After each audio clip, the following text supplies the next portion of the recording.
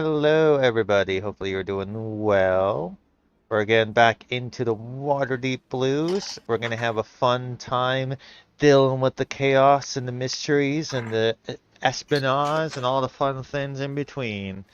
We left off after you guys exit the sewers. Chaos and pandemonium spread throughout Waterdeep.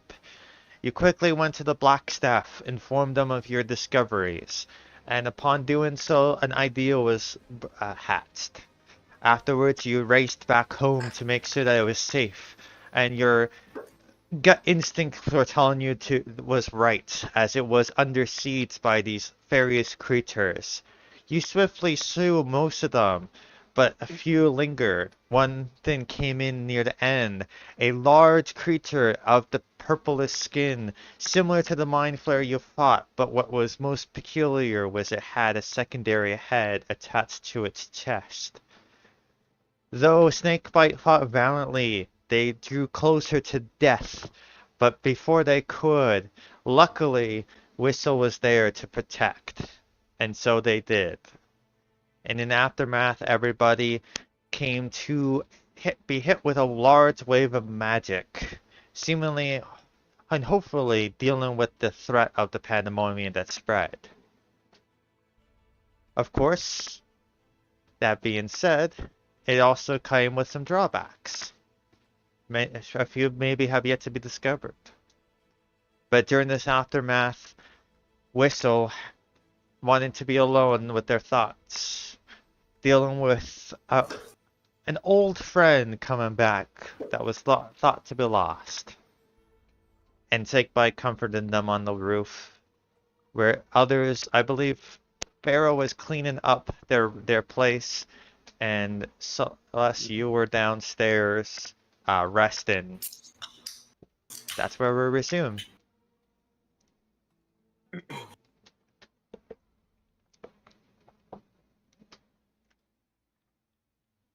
You didn't miss. It was a minor detail, but Vera was the only one who's made the check and heard the dragons roar and then silence. Oh yeah, the right. There was the dragon roar. Thank you. I almost forgot about that. I'm sure that's not too important. No, totally not. Man, Not we've got a great worm running around or anything. Well, nothing's in the sky, but you can see who are on the roof.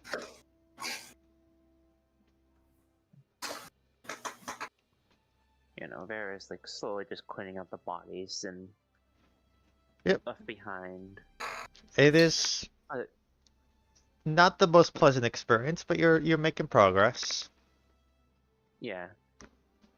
She's doing it more sluggishly though, just because she's in the back of her mind, just thinking, "Where's Lith? What happened to Lith?"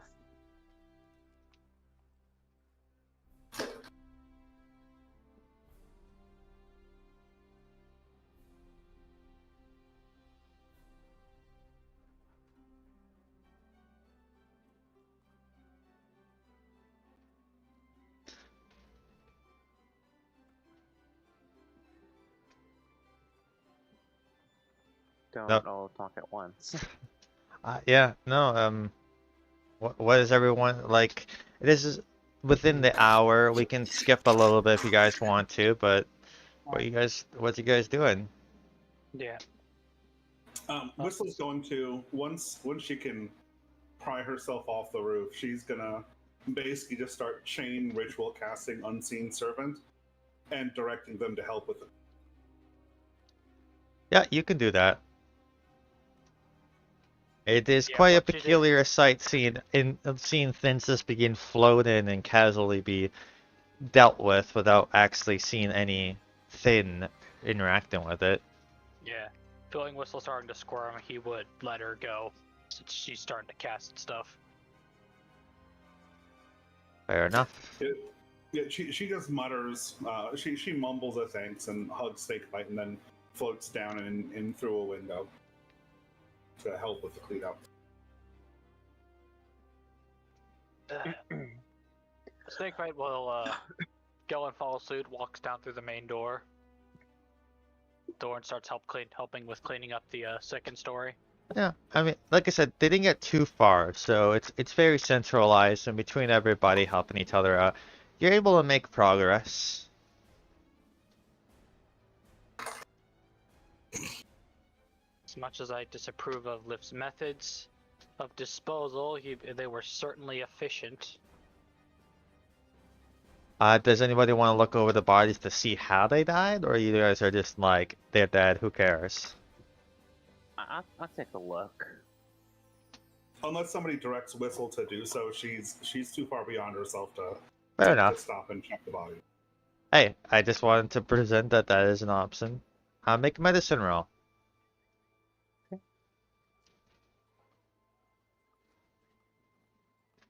It's a 5, so 5. They're mangled, they're mutilated, severed. Whatever happened, they got damaged severely, and it's hard to make out what was perhaps the decay a bit that set in, or the actual result of. The one thing that you do notice is that even though clearly this attack happened only, you know, an hour ago, a few hours ago, depending on how long, like, time goes by as you start cleaning, the bodies seem to be in a more sense of decay that even with a 5, you can pick up that these bodies seem to be decaying more rapidly. most I can chalk it up to is Luff's handiwork. Yeah. What's the acrobatics for, buddy? Are you doing flips on the wall? That was a test roll. As all of a sudden, while he was mopping up some blood, all of a sudden he starts to pole dance on the mop. Jesus Christ. As Whistle Weak crawls in through the window, you see Snake but like in the middle of like pole dancing on like a mop that's just hanging in suspended air. Whistle crawls back out the window, goes home. You're already Goes home, go to bed. No, to the forest. Yeah. Too much. Like it's like that meme of like you're 1 foot in the window and then you're immediately out. It's like nope. But no, you guys are being pretty effective. Downstairs, Celeste, you can see that between the halflings as well as some civilians who weren't as hurt are been the ones that were more severely affected. You see, Mama Snakebite over there also assisting where she can, helping. Mostly, she's helping make reinforcements on the furniture and in the walls and the windows and whatnot. Making sure everything's secure. Nice.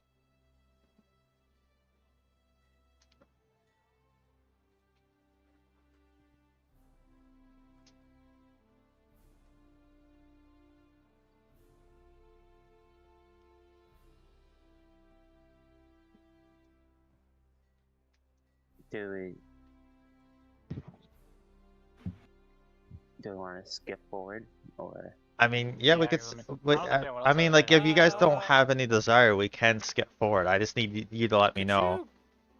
Could you give me the full list of what we found in the Orcs spellbook? Shit, give me a second. And please type them out somewhere instead No, of rattling them off. I will. Oh yeah, and there's one more thing I wanted to do. Alright. Hang on.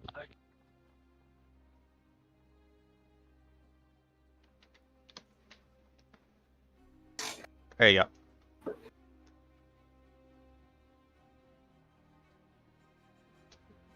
Who'd you send it to? I posted it in Foundry. It's in Foundry chat. Okay.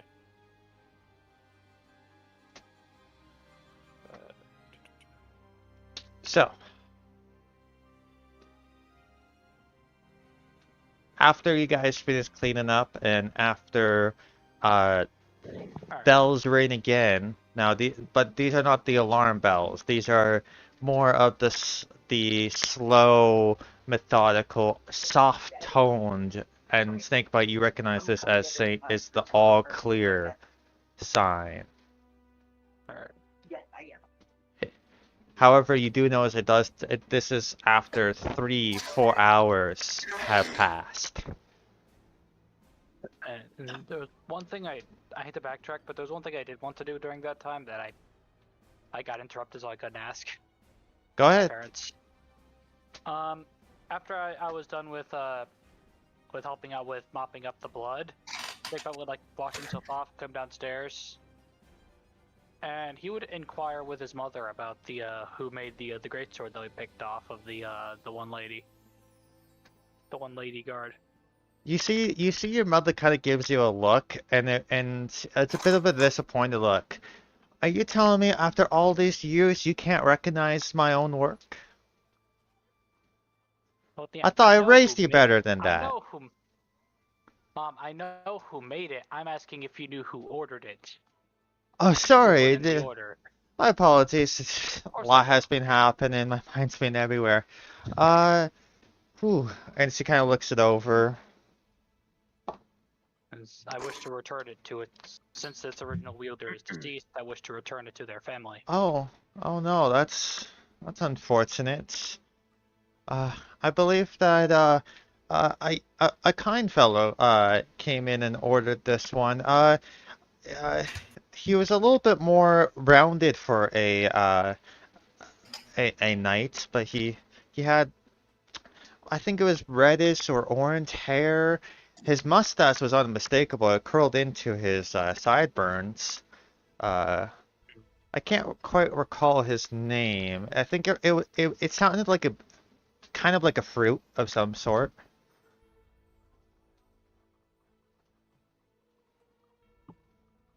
Hmm.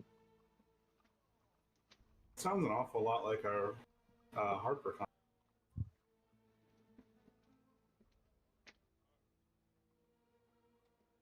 Harper. Harper contact.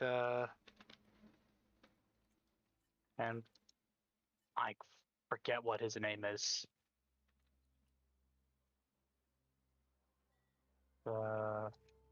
Just got it marked down on my notes.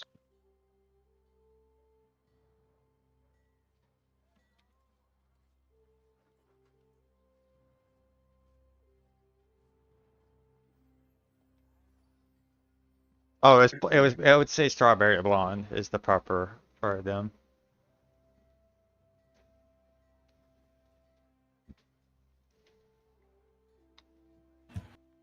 I think you're thinking of Mert. Was his name Meloon? Balloon? No. I don't think so. Forgive me. You know me. I have plenty of orders that I have to craft, and this one had to be months ago. Looking at all the dents in this blade, it's definitely not a newer piece. But I do recall that he was part of the Force Grays. That was quite memorable.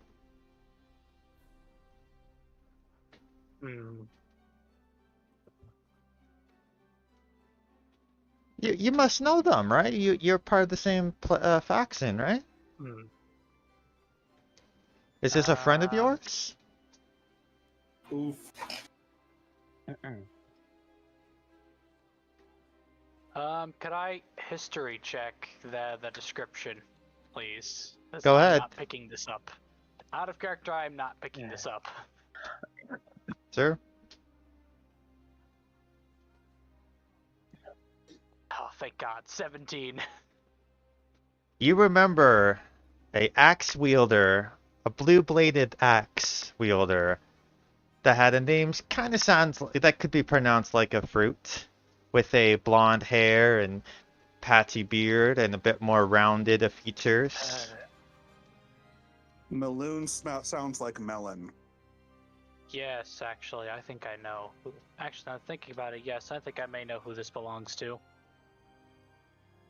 He says this. He's got like a look of. I hesitate to say disappointment. I hesitate to say. The Lixor, come on now. You know I can tell when you're not saying everything. Come on, speak your mind. The person who commissioned this blade was taken over by an intellect devourer. And in the heat of battle, again, as myself and my friends fought against him, he was slain in combat. Oh, that's unfortunate. If the Blackstaff herself did say that was able to get to him in time. She said she was working on a way of reviving him. I'm not sure how much progress he's made on that so far, though. Well,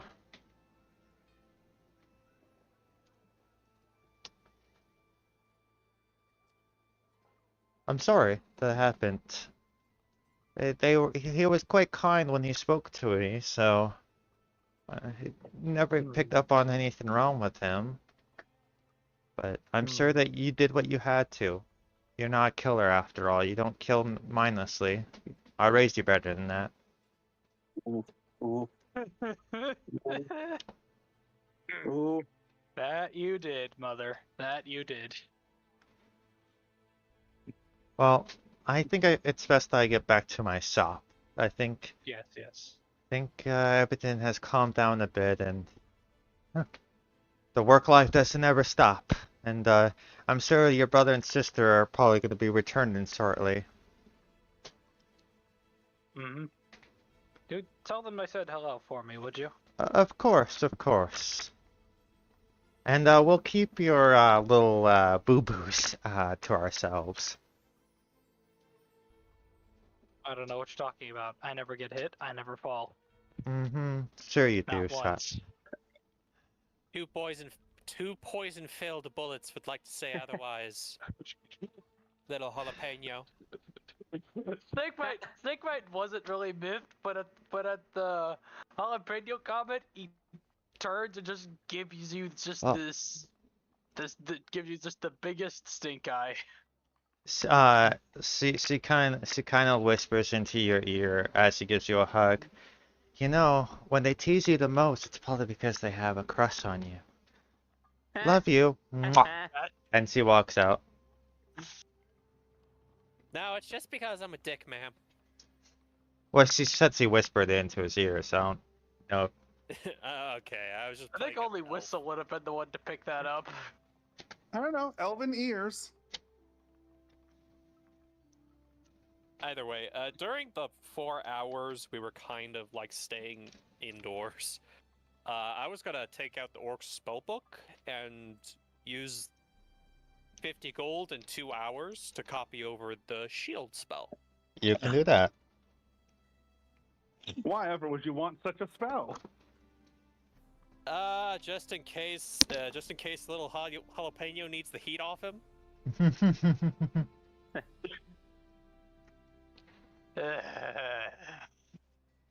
Did you? I'm never gonna live this down.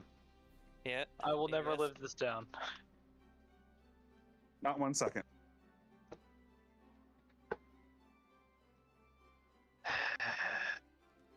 You know, So- it's easier to embrace things than to forsake them. Oh, don't you start getting philosophical on me, wizard. If I wanted to listen to philosophy nonsense, I'd go and visit my sister for that one. Either that, or you could talk to a clergy. He like gestures over to Vorian's room. It's like, I do.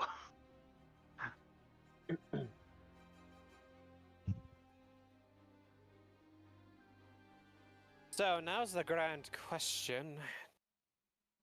Do we want to try to pursue anything? Or do we just want to turn in for the day and see what happens? You know there's a bit of Well, time I- left in the day to do something. Well, I for one want to head over to the Blackstaff to inform them of the goings on and firstly, these corpses, did anyone ever work out how they died? Like, or if they're even still alive? Yeah, it is. Snakebite? Do I need to correct you on your vocabulary? If a corpse is alive, it's generally undead, which is not good. You know As you're exactly talking, what you I see meant, two arms of sus. fairy. One looks like an orc and one looks to be humans, having an arm wrestle in the corner before you pick them up. None of them have moved. Vera's still like thinking to herself. She just like looks at their lift's handiwork. It's the best I can tell you. Necrotic energy, everything, and all that. Very well. Very well then. We should probably, since our primary method of sanitation seems to be out of commission, I suggest we probably try to find someone and have them clean this up. Or find someone to collect or take these things to a morgue or something. Well, you do have people in your hire. You know, Vera will go over to one of the halflings. When the wounded and all that have cleared out for the most part, fetch somebody to bring the corpses. I don't know. I don't know where the corpses would go. Maybe the morgue. Maybe. You want to bring the hairy people's. Those things are not even. I mean, are do you treat bugbears with respect? I mean, all to you, but bugbears are just smelly, bestial creatures, really. Personally, I don't want to treat them with respect. I mean, But I don't know. they're goblins. Just throw them out into the streets in the alleyway and let them just. Yes, but if we allow them to stagnate unprepared, they could potentially spread disease. And I don't want this tavern associated with disease. Be Very careful, well. business, you see. Plus, we've still got dead patrons running inside. We still got dead patrons we need to take care of too. But those ones, of course, will make sure that they get sent to the proper place. All right, but we're gonna ask for a little extra overtime for this, okay? That's reasonable. That's fine. All right, and you see that they get to work. They first tend to the peoples first. Yeah, I didn't expect them to deal with corpses. Yeah. Well, the bugbear corpses at least first. So- Alright, let's go talk to the Blackstaff. You head back to the Blackstaff. Snakebite, during the trip there, Snakebite would be hanging back, keeping a close eye on Whistle, making sure she's still doing alright. She's keeping up, but doing all right is a very relative term. So, as you reach the Blackstaff Tower, you enter in, and at the similar kiosk desk-like area, there's the familiar hologram that is just echoing various facts about Blackstaff Tower and where to locate things, directory things. And as you approach, it continues to do such. Welcome to Blackstaff Tower. Hopefully you enjoy your stay. For the world of magic is everywhere here. We employ many people in order to protect the safety of you, of a Waterdevian. And it kind of goes through the spiel that you've heard over and over again. Mm-hmm. If you have any inquiries or wish to make an appointment, please let me know.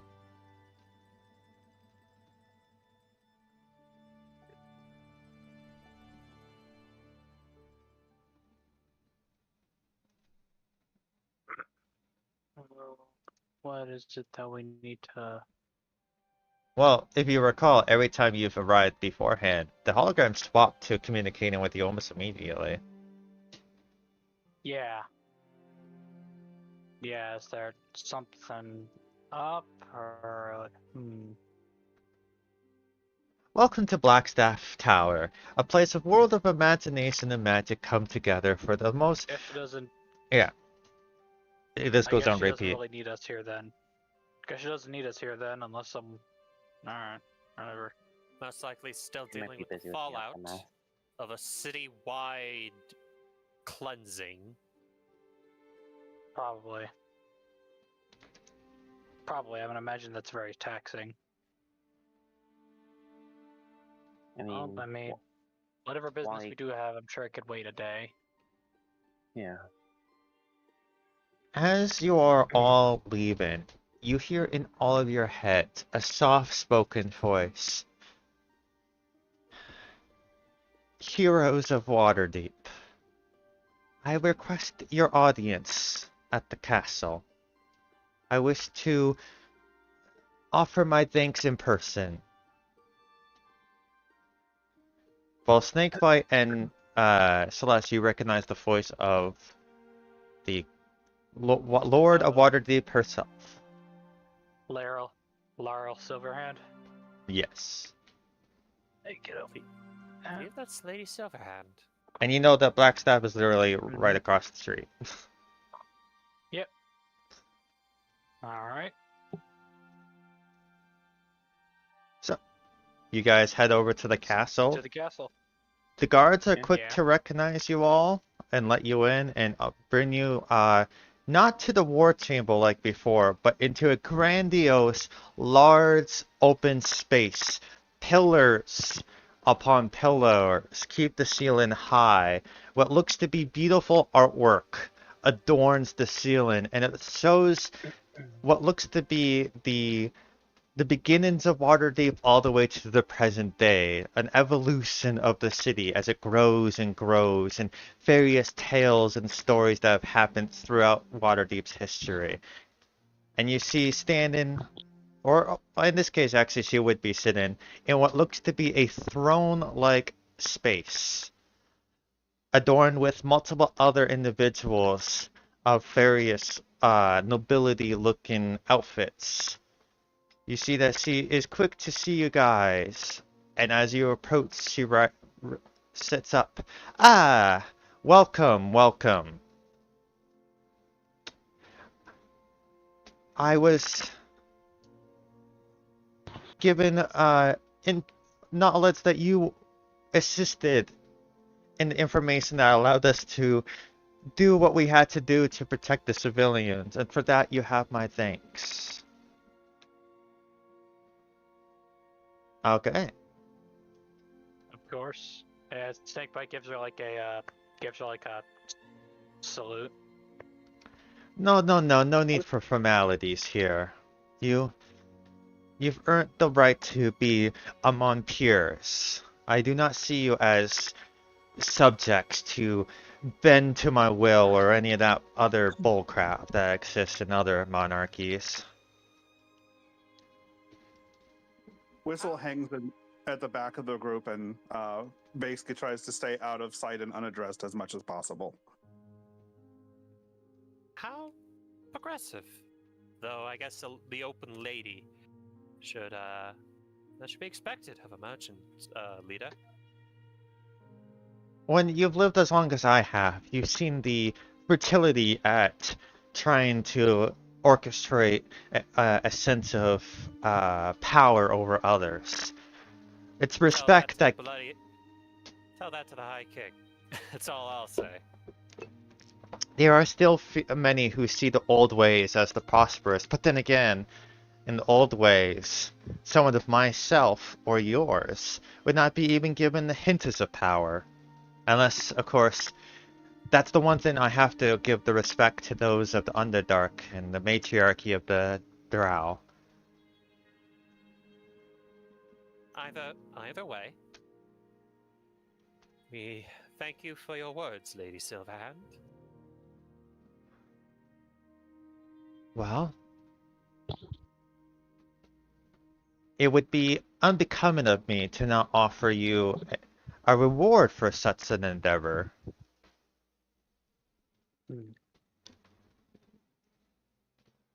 What would you wish upon that I could give as the ruler of Waterdeep?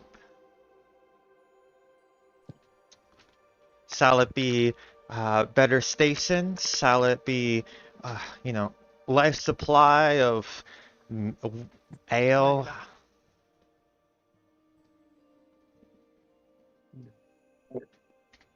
If I may, this goes to everyone, Lady Silverhand and my party. I have a suggestion.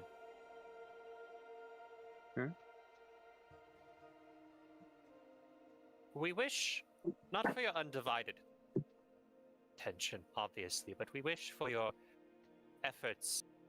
We wish for your resources in attempting to find the Vault of Waterdeep. Have you still not been able Given- to... Oh, forgive me. Finish your thoughts. We have not pursued any leads of our own time. Yeah, We have left that to the delegation of others, Blackstaff, the Yeah. Blackstaff included. However, the riches within the vault obviously piques our interest. Who doesn't love a bit of gold? But it's the rumors of a potential dragon being tied to that vault, and what we recently learned about the draconic population of Waterdeep. I do not know how much the Blackstaff has informed you of what we've informed her. But in our efforts to attempt to rout out the Illithid at the helm of the Mind Flayers, we discovered something existential.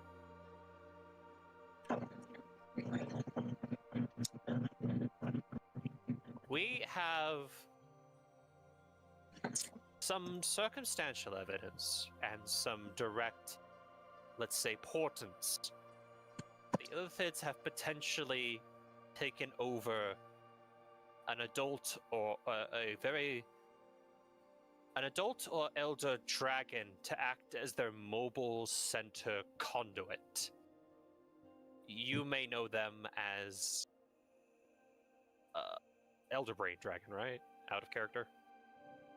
That's the terminology. You may know such a creature as an Elder Brain Dragon, Lady Silverhand. That's Come here, kiddo. concerning, especially since, from our reports, the Illithid that was running with the Sanathar Guild was working alone, or at least separate from the colonies. Well, if he was working separate, he could also be a forerunner to a possible Illithid colony. Possible. A lot of possibles here. You were saying something, Snakebite? I was just asking if when you're done, if you wanted to tell her about the Great Worm, if you wanted me to do it. That's another aspect. I'll let Snakebite take the helm, but it's another draconic issue I have. Oh yeah. Well, keep things short and brief. We had delved into the depths to we were exploring a vampire hideout, and while we were down there, we had noticed a lot of draconic iconography. Of course, later on, it wasn't until after we had fought the Illithid and had taken a look at his collection of brains that when the pieces finally connected. The iconography is that of a great worm. And at one point, when Whistle had sent Squeak to try to find an exit out of said vampire den lair area, Squeak said that her familiar said that they'd spotted a large beast and got scared and ran away. We have reason to believe that that beast was nothing other than was in fact a great worm. Great worm or dreadworm, Snakebite? I believe it was a great worm. Am I mistaken? Actually, what we think We think that we saw something else too, but what Squeak showed me had the brain. Well, that is dire news to hear, to say the least. After all, the black the Blackstaff just spent a lot of their power in order to do what they just did to ease the suffering of those of our citizens, and I don't think that they'll be at full capacity for a bit of time. If But if if I may, your ladyship, Vera walks forward. During that, during the process that protected all of us from and ousted the intellect of ours from the host,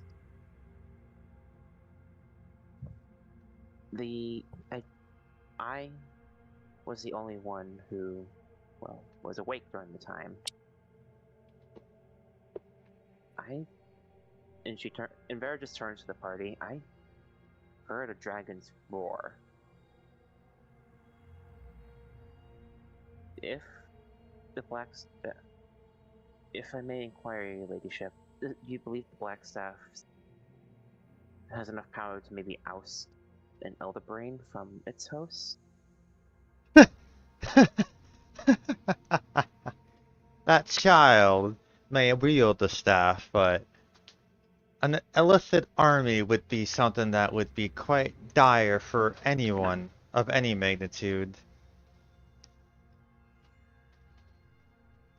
If you are Yeah, indeed such. implying that we have a potential Ithilid war on our heads, I fear that casualties will be quite high. Though, That, yes. if I may, lady?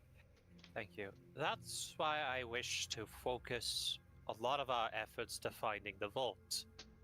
Not only can the possible magical items inside, or even the raw gold and resources stored in there, help with the greater city effort, if the rumors are true about a dragon being accompanied in that vault, if they are not one of the two mentioned, they could prove an ally or an enemy.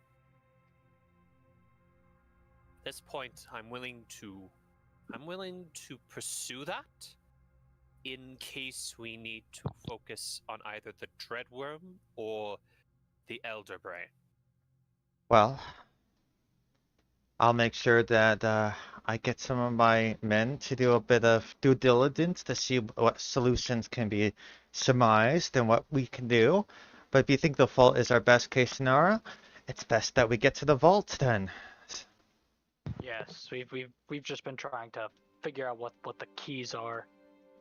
We've been struggling with a little bit with finding We've been some sitting on our keys. hands while everybody else has been getting the keys. Snakebite. Let's not confuse words here.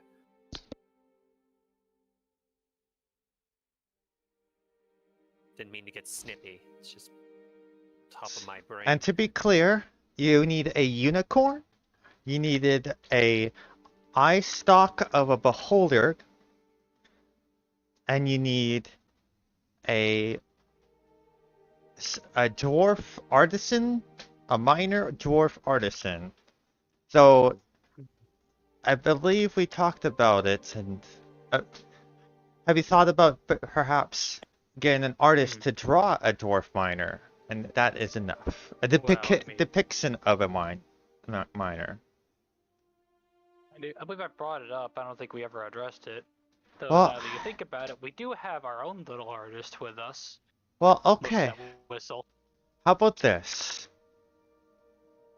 There was many beholderkin that rise during this attack. Perhaps we can salvage some eye stalks from them and use that as the key for there. Now you mentioned, I think a couple of spectators had raided our house this morning on our way back. Well, then we have two solutions. And the unicorn, summoning the celestial is trivial. That could be easily done. So how about this? You go get the painting, and then I will make sure that we have procured enough eye stalks to hopefully, in case there is a criteria of power behind these eye stalks, and perhaps maybe if you get a bunch of beholder kin, yeah, it equals that of a beholder.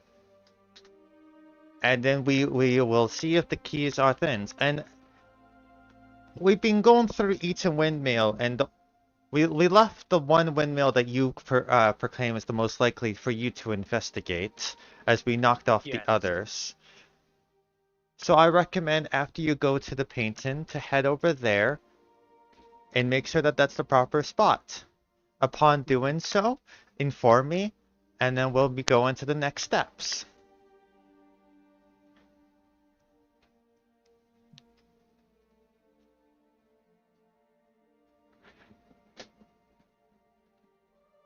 Snakebite like nods with approval at the plan. He's like, seems sensible. Okay. Well, I expect this to be done quite rapidly. After all, you Yep. said time is of an essence. So let's not Yeah, dally. for all we know, they can. And she claps her Snakebite. hands, and you see all the people that are around her begin to disperse. Snakebite does a downwards nod, does a salute again, and then leaves.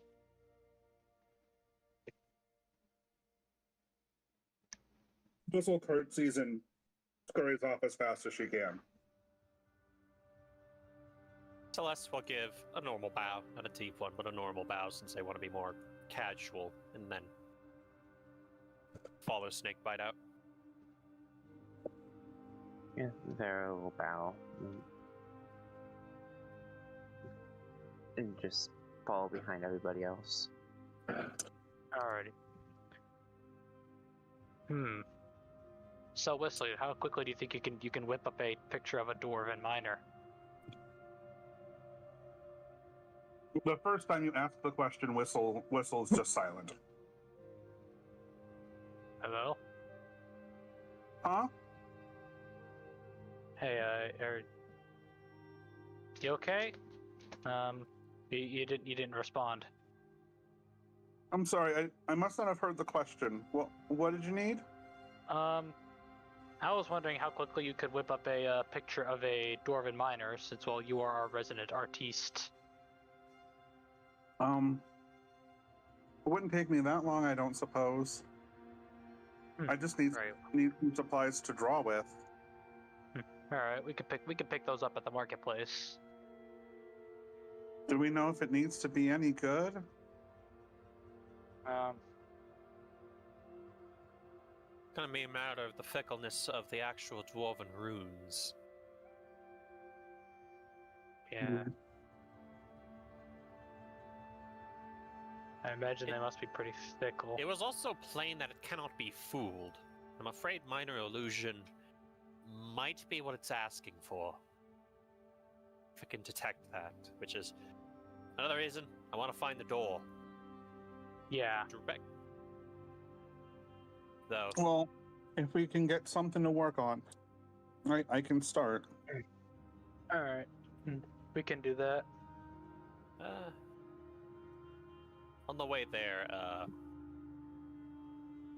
yeah, as they're walking through the streets, Celeste will kind of look at Whistle and fish out an elven copper piece out of her pouch and say, "Whistle."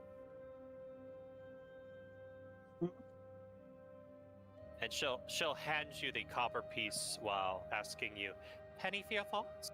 As I cast detect thoughts on you. So, share what your surface thoughts are. So Whistle is primarily terrified she's going to hurt somebody.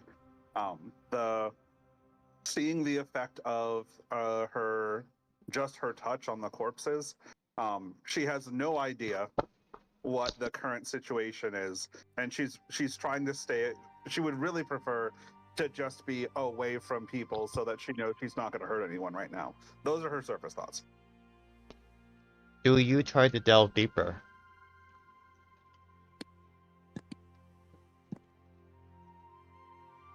Believe.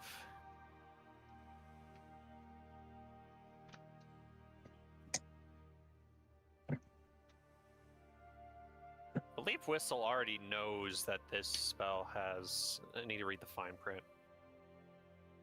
You would not be. They're not aware with surface levels. They are aware if you try to dig deeper. Which, given Gnomes' wily intellect, would be hard. So, Celeste is gonna leave it at that. I'll just leave it at surface level. But still expects an answer to the question, Penny, for your thoughts. Whistle's response is just to look at the ground and to mutter, "I'm just worried." About? About? Everything?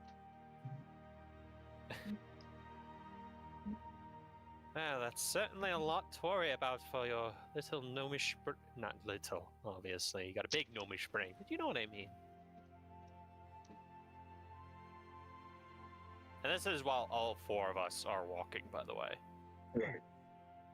Whistle just like murmurs, "I don't know what's gonna happen. I don't know what that stupid jerk Xanathar is gonna do. I don't know what I'm going to do. I don't even know if my art's gonna be good enough to work for the key. I might just be wasting everybody's time." That is the trepidations of ancient magic, Whistle, along with just fate in general.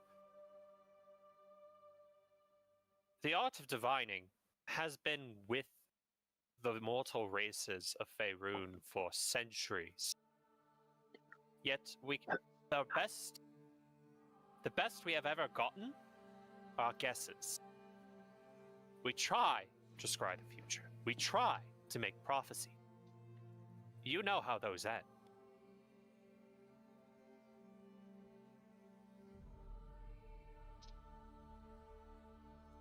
I guess. I don't like being in the dark with so much on the line. Well, it's the fate of being an adventurer, unfortunately. It felt different before.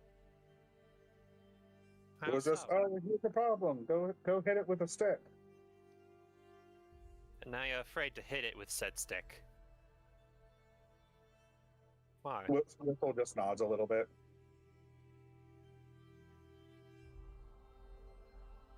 Why are you afraid to hit things with a stick now? What's changed? Good question. Lynx, did you described some cosmetic changes to the scythe? Did those revert after it got fed? Do you pull out your scythe? Whistle will Whistle will ask the group to step into an alley for a second so she can check. As you pull out the scythe, the more nature asks of it is more of a wilted, thorny experience. It's now decayed and crumbled, and the blade itself is has a darker, blackish ink to it, and it almost seems to be dripping a blackish ink, as if it's always bleeding. And you said you asked us the entire group to pull us to the side, right? Yeah. Mm-hmm.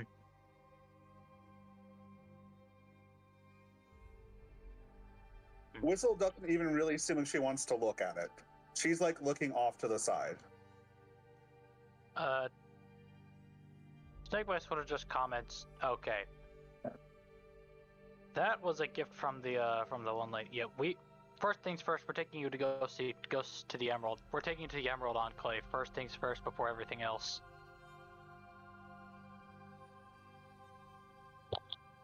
Okay. But Celeste, you wanted to know why I was why I was nervous to hit things with the stick. Yes. That's why. Aye. It would seem something of negative energy has infested your scythe. I used it to save Snakebite. There shouldn't be shame in that. That's not the Whistle first time, told her- is it? Whistle told her hunch a little bit, and she says kind of quietly, I told the other voice to take it. What other voice? America. Celeste's like normal, slightly like friendly attitude will go very stern. She is familiar with voices. She knows which ones you should listen. Whistle shrugs a little bit. I don't know their names. There's the nice lady, and I like her, and then there's the other one. It's dark and it's gurgly and it's always hungry and doesn't do nice things. And ever since it got loud, all I can hear from the nice lady is screams. Okay. Based on that situation, would Arcana or religion? Actually, no. I'm going to approach it through a religious angle first.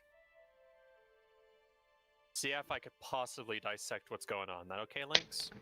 Yeah, no, I will completely allow that, and it allows me time to prep for you guys to go to the Enclave stuff, so.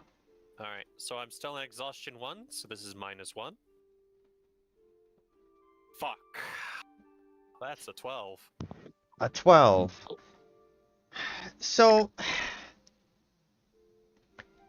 on a religious angle, you know that there are stories of deities speaking to one's person and influencing them, giving them prophetic dreams and guiding them, as well as others talked about possessing and taking over a person's body.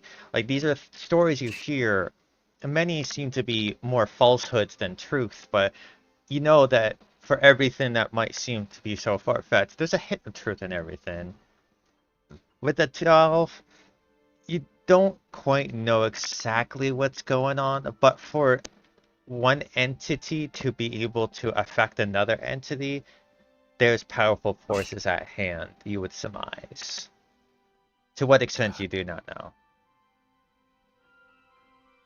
So, I have a hypothesis. One that I've been cooking since I've actually met you, Whistle. Okay. How often... Now, one last question before I lay this out. How often do you pray? I don't. Okay. This sounds You so defeated.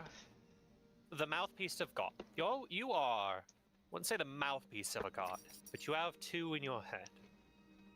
You have the arcanical capabilities of a wizard, the martial abilities of a fighter, let's say, with supernatural phenomenon and ease of use without much training. You're a neophyte, more commonly known as a warlock. Do you know that? No.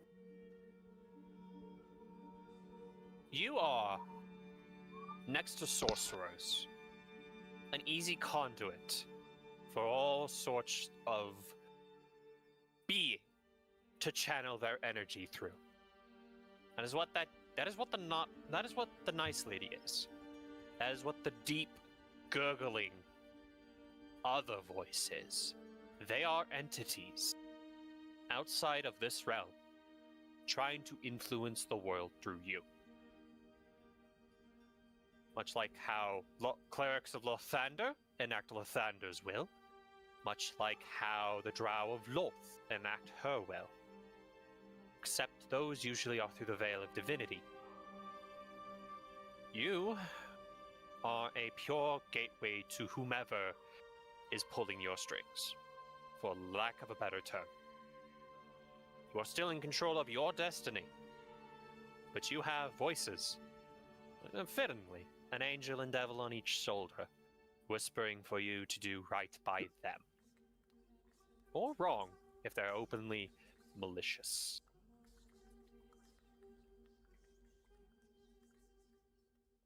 Well, so what do I do? Either get a third being into this work, or start empowering the lady again. Because it was from a good heart, but the path to Asmodeus is paved with good intentions sometimes. Oh. We have to starve out the bad voice while empowering the good voice now.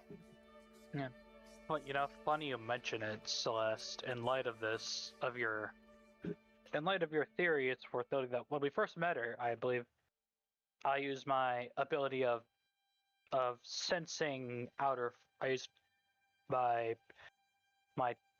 divine sense to try to get a read on her, and she was reading both. When we first met her, she was reading both traces of consecration and desecration, like they were currently trying to fight each other for dominance. Then for a little while, it was just the consecration winning out. Now, when I went up there to go comfort her, when I looked at her with my divine eyes, I saw only desecration. So we are dealing with at least a good aligned force and an evil aligned force. Yes, it doesn't. Unless I don't know how the Fae can consecrate the Prime, but that's a discussion for another time. Through basics of what we know. I know it didn't provide much information, but I just felt it was something worth noting. No, it provided much information, Snakebite, because active consecration or active desecration requires a being to maintain it. And the fact such forces are at war within Whistle means she is there.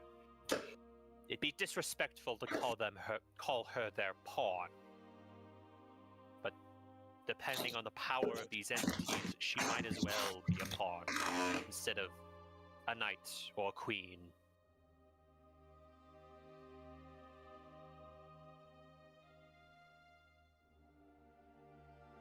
I know that's a lot to take in, Whistle. But it's for more drastic situations, it's what clerics sometimes get embroiled in when they have a crisis of faith so drastic. Their alignment in the greater planes shift. Like, let's say a priest of Lathander takes their crusade against the undead so fervently, they end up striking out necromancers and potential civilians in the pursuit of a greater lich. That would shift their alignment away from Lathander's plane of good, or even perhaps lawful, weakening their power. Now, this is before the spell plague, obviously. So the dynamics of divine casting have changed. But your sort of situation of being a pendulum between the good aligned and the evil aligned has been experienced before. Maybe not documented, but I can guarantee you it has been experienced. Okay, but I think maybe if I just do things to support the nice lady that she'll come back. Yes. Yes. Maybe not to the same degree she was. After all, you can heal from a scar, but it will always be there. Isn't that right, Snakebite? I can attest to that one. I've got many scars. So the nice lady may not be at the same power she was, and her disposition towards you might even flicker a bit. But if she is truly benevolent and not using you as some sort of, absent-minded pawn, she will forgive your transgression if you empower her once more. But that... I don't know what you sacrificed to the other voice to make it so empowered. But if its ward was slamming up against the inn, that's a lot of something you just fed the bad voice. Whistle says, and just like the tiniest voice, it said it was really tasty.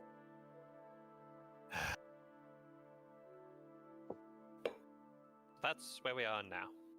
We, on top of everything external, we now have Whistle's crisis internally. Mm-hmm.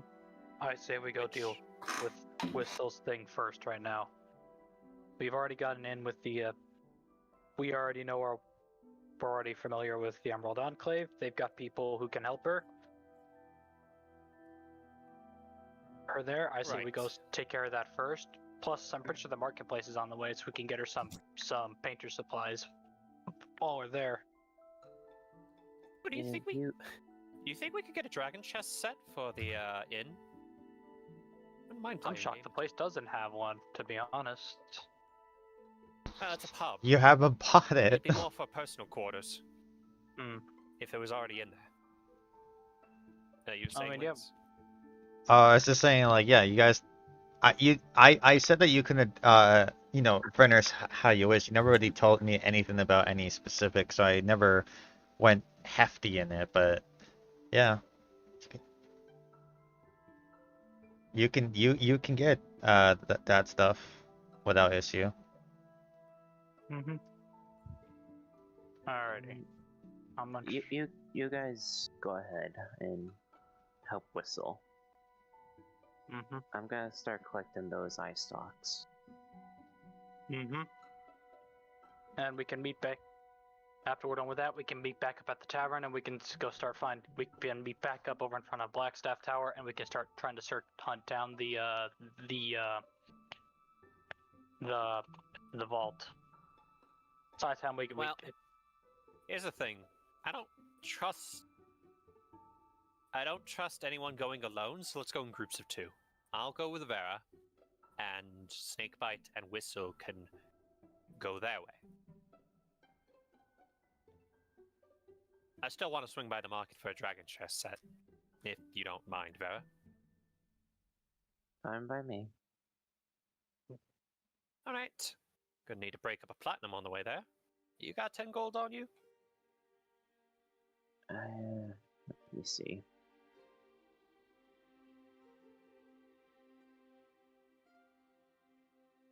I do. All right, I'll make that. We can make that trade, and I can just pay with gold. Yep. So I got one platinum. 1 platinum add, and then oops, and subtract. I know, severe mood whiplash. Whistle, you're having an existential crisis, but I want to play chess. Yeah, sounds about right. Yeah, nerds are gonna nerd. It's fine. Yes.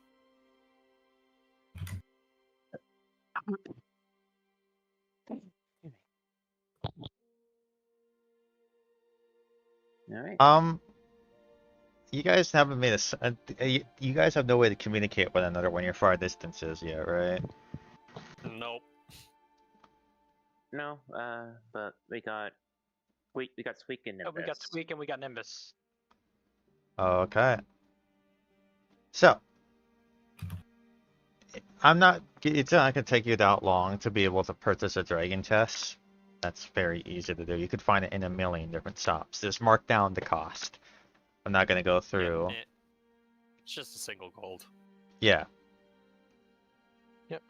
And we're gonna get those painter supplies. Yep, you can do that easily too. That's not gonna take any amount of effort. And then he will pay with a platinum piece.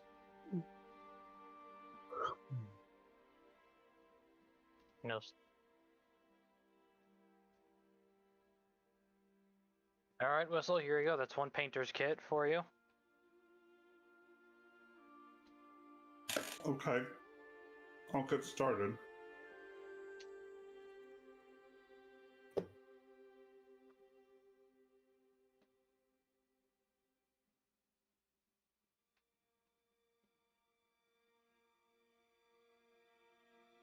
And yeah, and then I'm assuming from there we're gonna start making our way to the Emerald Enclave.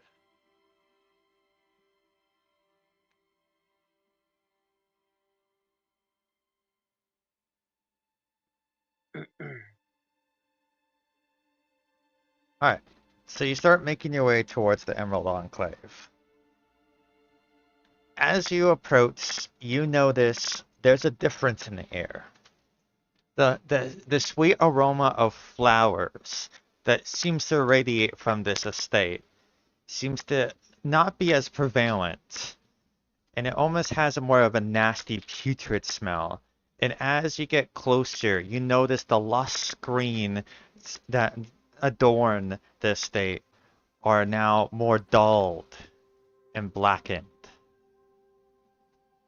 And you can hear, as you get closer, especially you, Whistle, sounds of movement and sounds of things being broken and things sounding of unnatural. It's hard to describe because you hear the sounds of of leaves rustling in the air, or the sounds of a twig snapping, but these sounds feel off to you. Something's not right. And as you look upon this estate, the trees have lost their leaves, or some of them still have some level of leaves left, but they are slowly decaying. The grass is all but dried up. The lush flowers have wilted away. What this place is just awful looking. Whistle lets out a single terrified, "Oh no."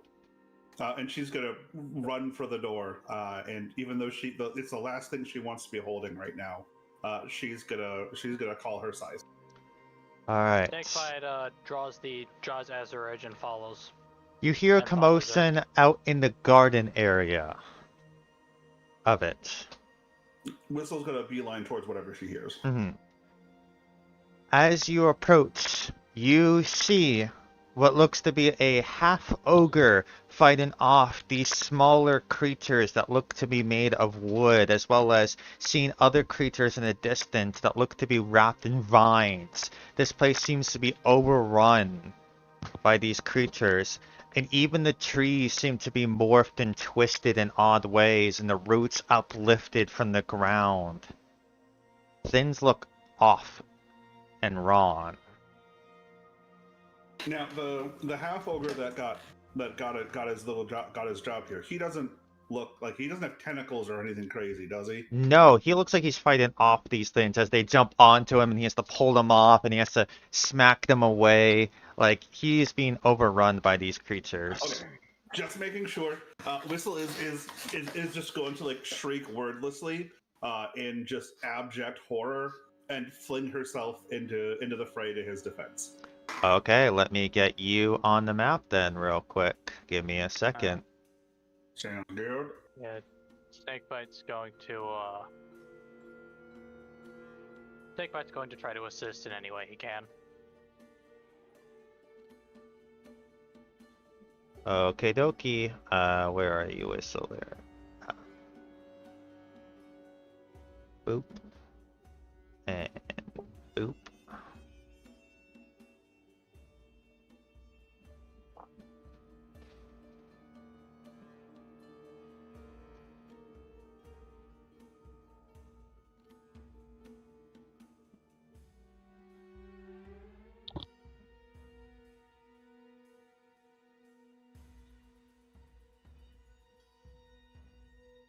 So, since neither of you said anything about stealthing, I'm gonna treat this as just a straight into initiative. Yeah, that's fair.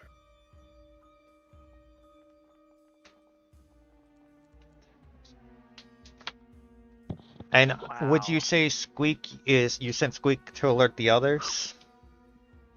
Yeah. Okay. I'll keep that note and I'll say for now they're probably going to be not in this combat just because you guys are separated by a good Right. distance. But did you roll whistle or in a distant register? Nope. I was working on the artwork actually. Ah, Sorry. yeah. Oh, Okay.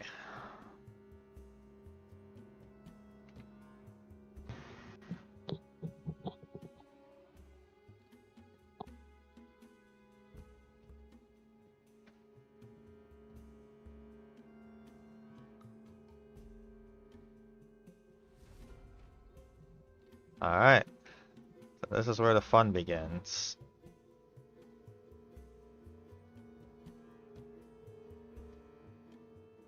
So, it is the Tweak's turn. Alright.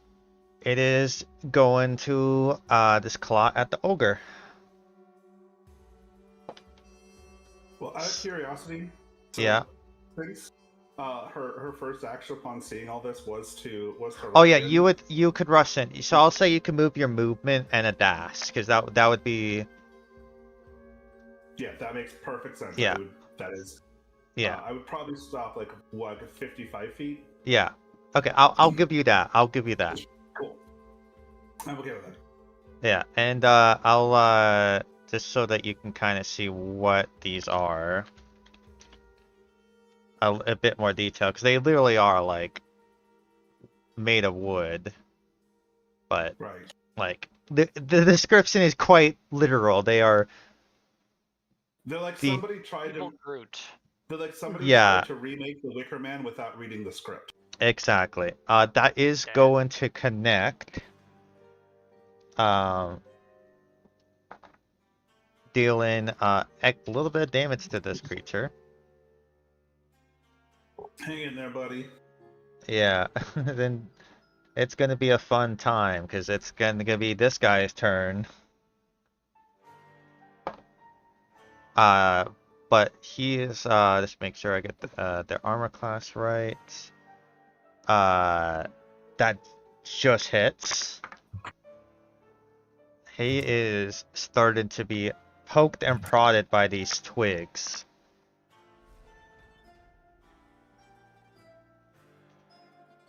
Uh, let me just, I need to, okay.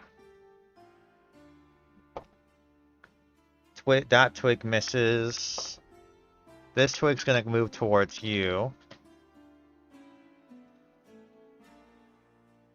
It's gonna miss with its attack, but it did approach you, so Well, I mean, it'd be almost almost rude not to give it what it must have been expected.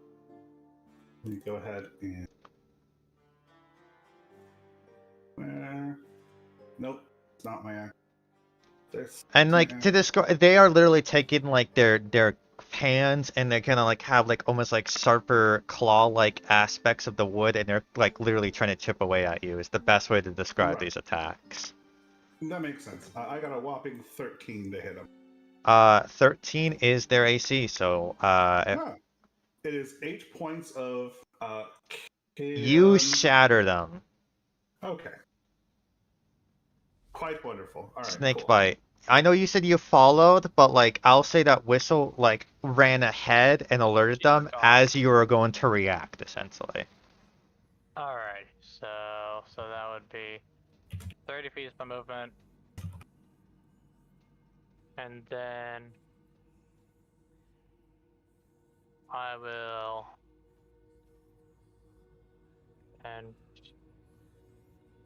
And I'll say I that will this action- tree right here, this tree both look twisted and mutilated. This tree just looks wilted away. Yeesh, what the hell happened here? Action, I will dash. He's got Azure Edge raised, he's got his shield out, he is at the ready for a fight.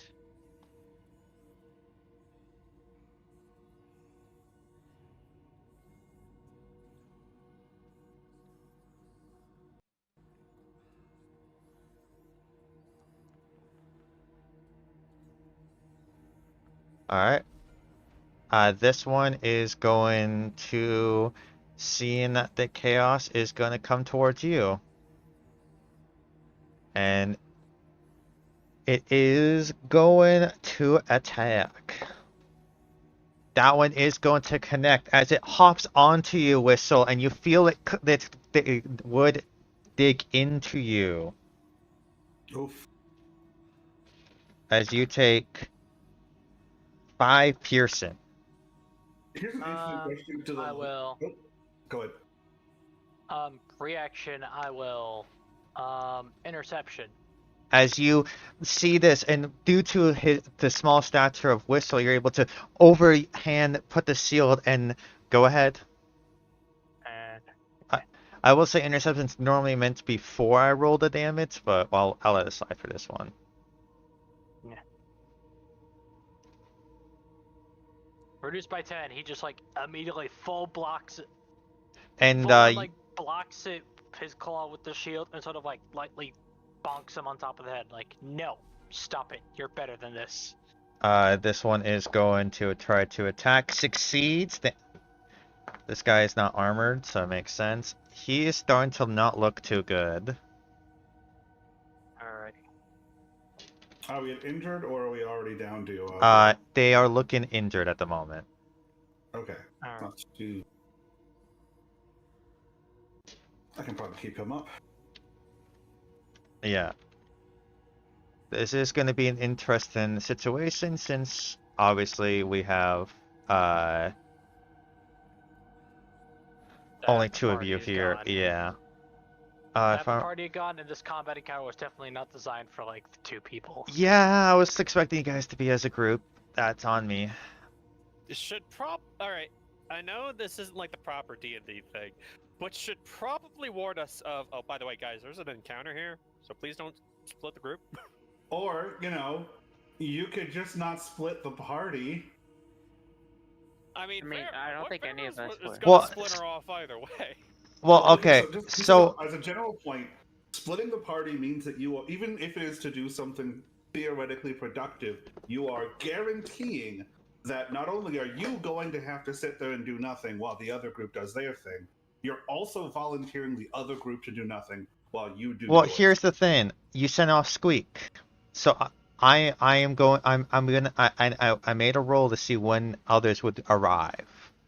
So you are going to be added into the tracker eventually. It's just a matter of some time has to go by. So it's survival until we get there. Yeah, that's how I rule it when you're split.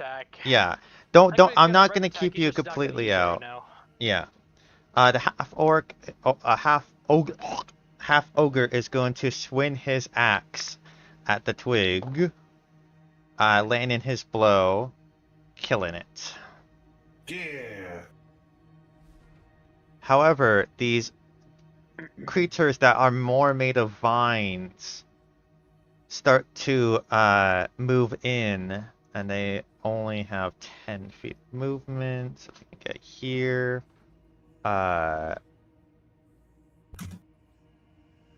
And all they can do is dash to get closer.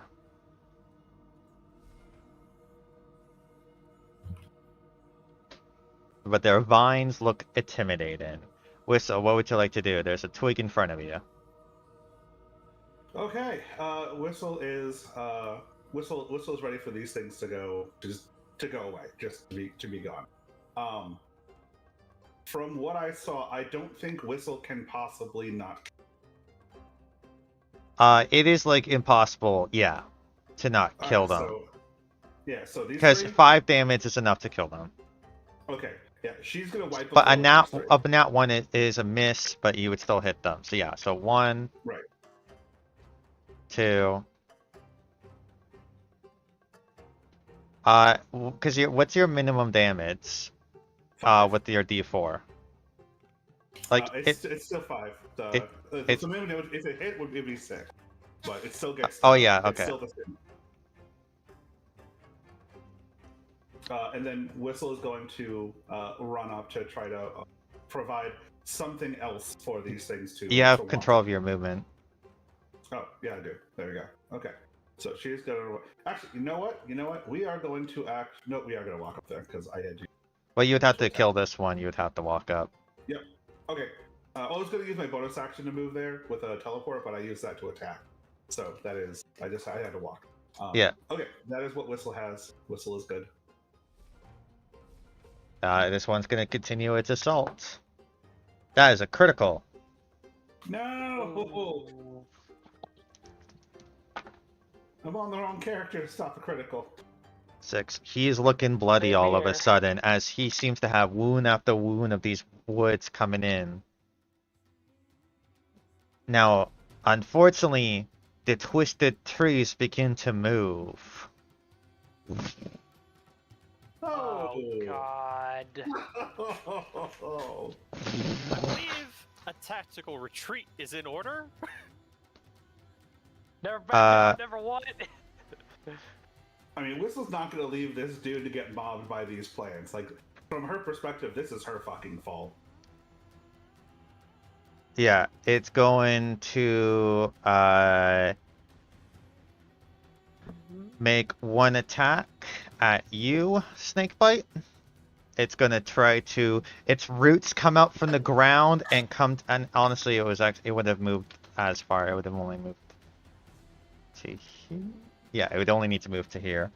So it's gonna make its attack. That is going to be a 25. Oh yeah, there's nothing I'm doing against that. Okay, you That are smacked it up in the you are face. grappled currently Alrighty. as you take 12 bludgeoning. Oh no, hold on. You don't take any damage yet. That's at the start of your turn. Where have I heard this before? However, one of its branches is gonna bonk you in the head as the roots wrap into you. You are not restrained. You're just grappled. So that's Just important to grappled. note. However, the Alright. branch is gonna come down. And I am just out of reach of it too. Great. I'm out of reach of it too. Oh boy.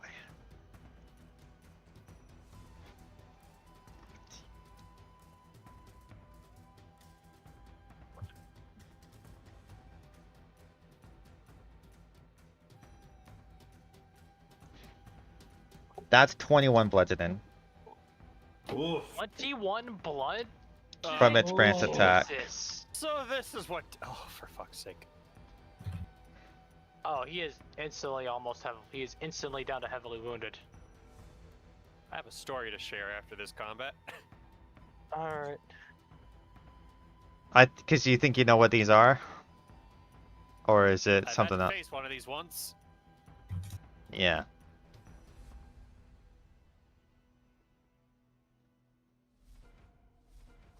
Snakebite, what would you like to do? He just goes as the thing sort of cleaves right into him. Oh, because start of your turn. You only take 7 bludgeoning. I am heavily wounded. He's like on his last legs.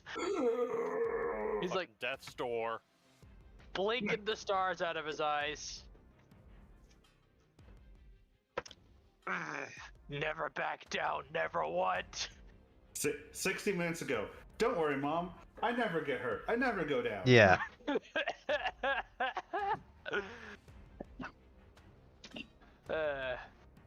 I'm gonna attempt to try to break out of this grapple. Go ahead, make an athletics. Athletics. All right, we good at these. We Oh, win actually, these. the new grapple rule is save and throw? For strength save and throw, right? I think it's strength save and throw now. I don't know. I don't know. It's what. Do you want to make it a check or save and throw? It's up to you. I don't care either way. I don't Well, care either way. I'll let you pick. I'm better at checks, so I guess a check, and then we can check this out later. I guess.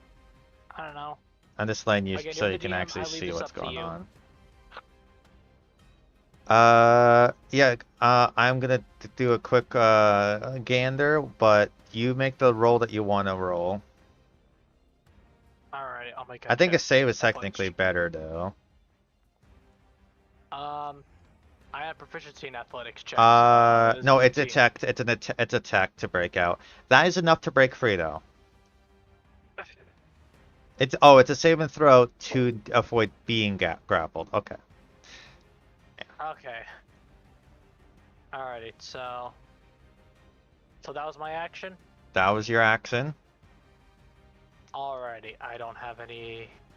Let's see here. Spell slots, of which I have none.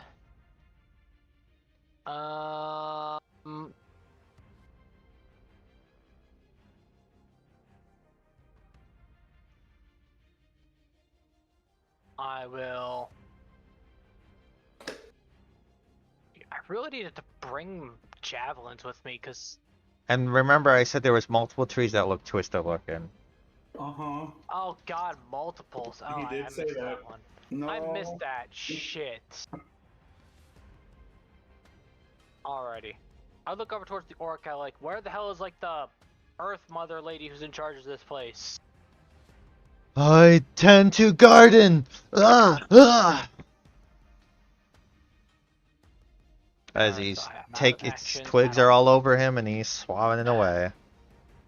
No spell slots. No I've got my bonus action Misty Step, I guess. I'm not sure how that would help me.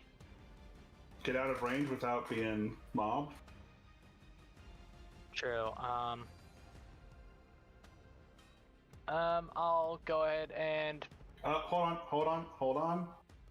I will point out the other tree that he said looked gross Oh yeah, was I over keep here. seeing that. Which one? Where? Cause. This one. Oh, that's true. Thank you. Yeah, you're welcome. I can't see anything right now. I've got blood pulsing around my screen. I've got the You- red pulses on my screen. I You can't can see scream to anything. whistle. We need to go now and just leave if you want. Yeah, but Whistle doesn't look like she's gonna back down though, and Snakebite never backs down.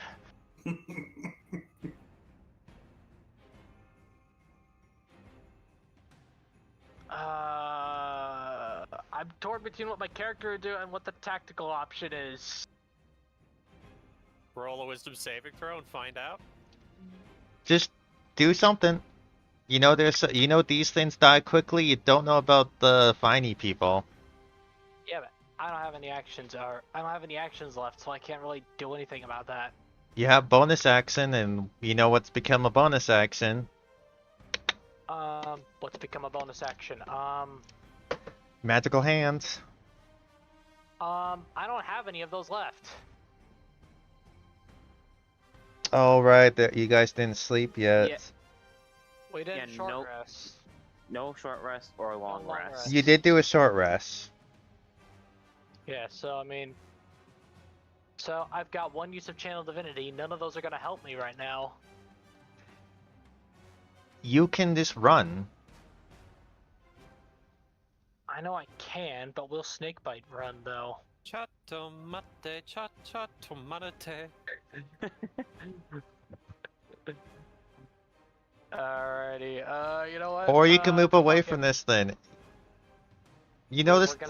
We're gonna bonus action. We're gonna Misty Step over here, Okay. and then we're gonna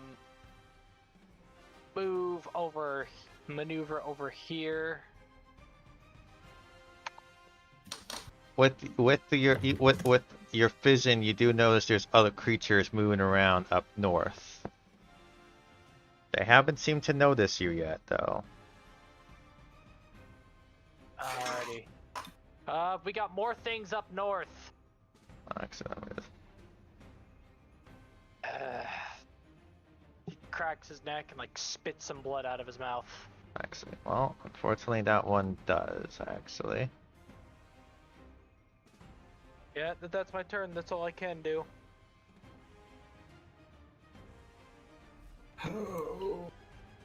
It's gonna continue its assault on the ogre, the big target. It's gonna land a hit as it jumps up and gets right in the eye. Doesn't want to move one spot downwards and get a better angle? It doesn't need to. I know. I know. He is looking very hurt now.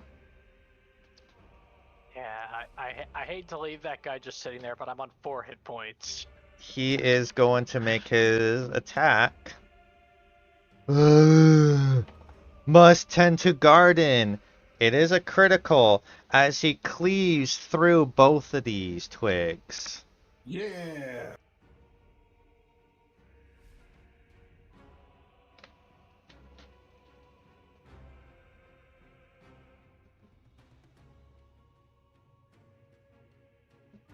Oh, hey, I just remember what I have, but that's an action to use. It's fine. As Oh, wait, hang on.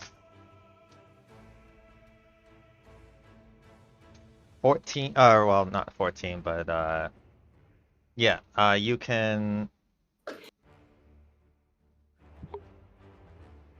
To bonk him for 8. Yeah, you can bonk him for 8. He is looking injured from that as all of a sudden, grasping roots and vines spread out.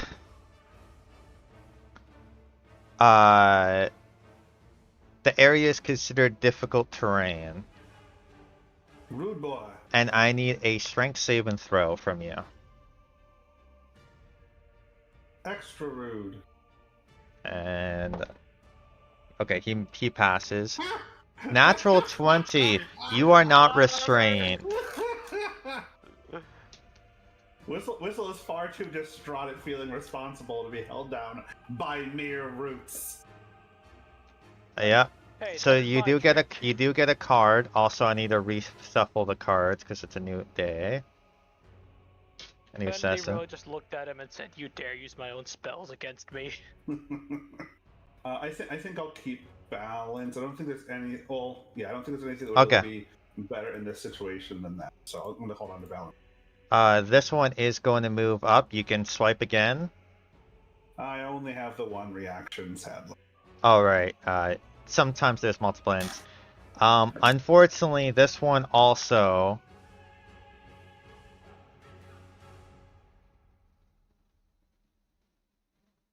He doesn't want to come attack Whistle with after seeing the other friend.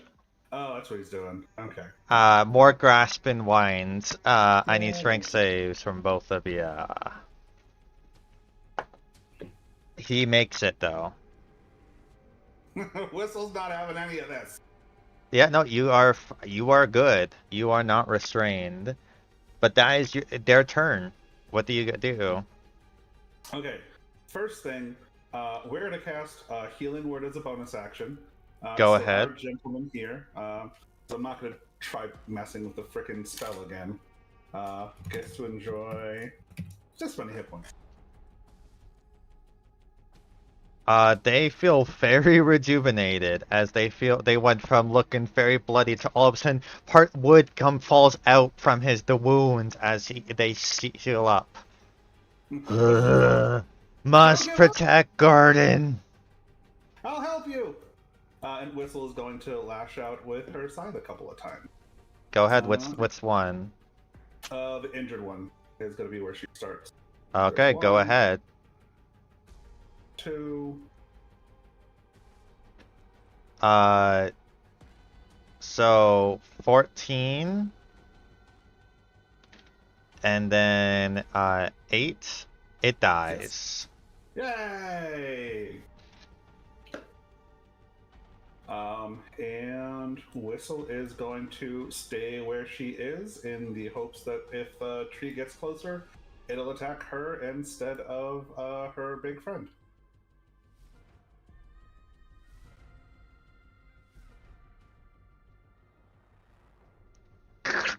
Oh, I don't need. I need to make sure I can move here.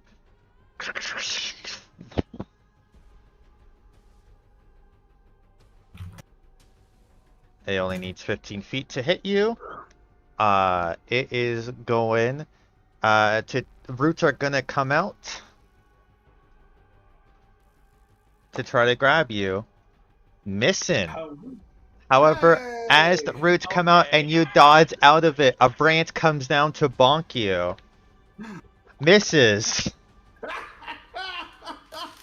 Because your AC is 18, correct? Than me. This is bullshit. You guys have equal AC, actually. That is its turn.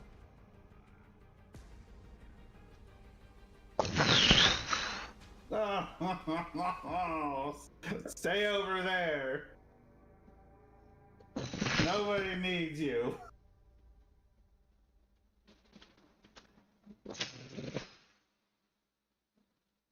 It can't reach anybody. Thank the gods these things are slow. Yep. Amen to that. I mean, it literally has the same speed as you guys, but sure. Now, these guys look a little bit more prickly, but this one is able to spot you.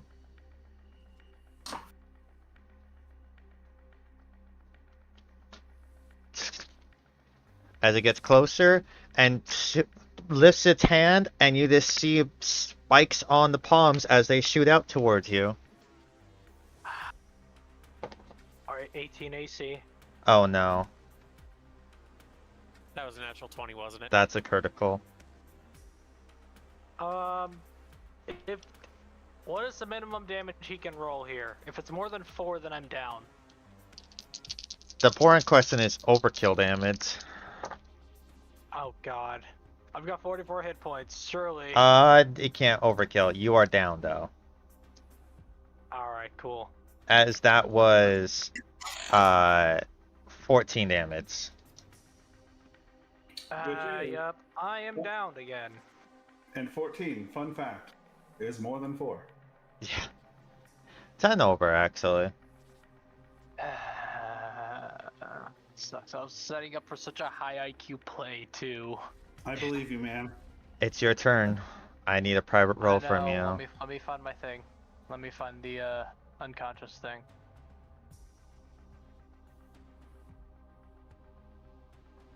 Alrighty.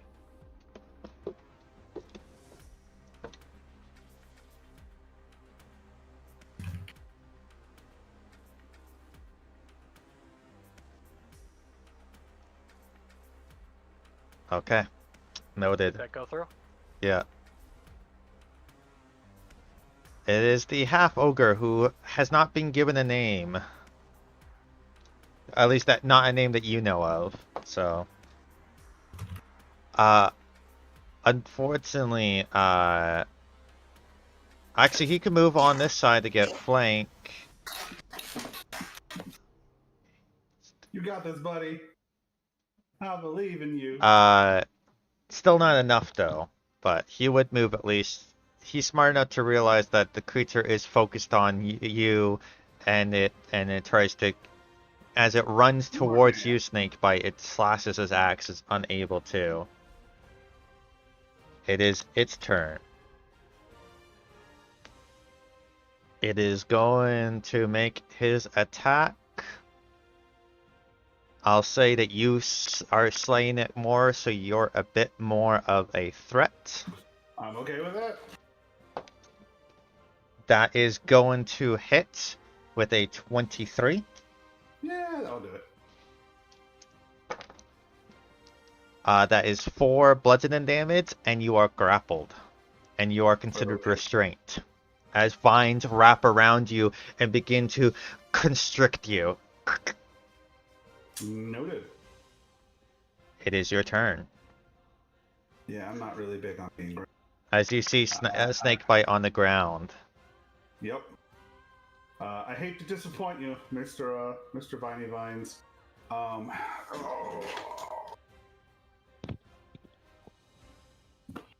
Check this distance. Well, hold on. That is it's 60 feet. That's not so bad. Okay. We're not going to take any chances here. Oh, I don't know.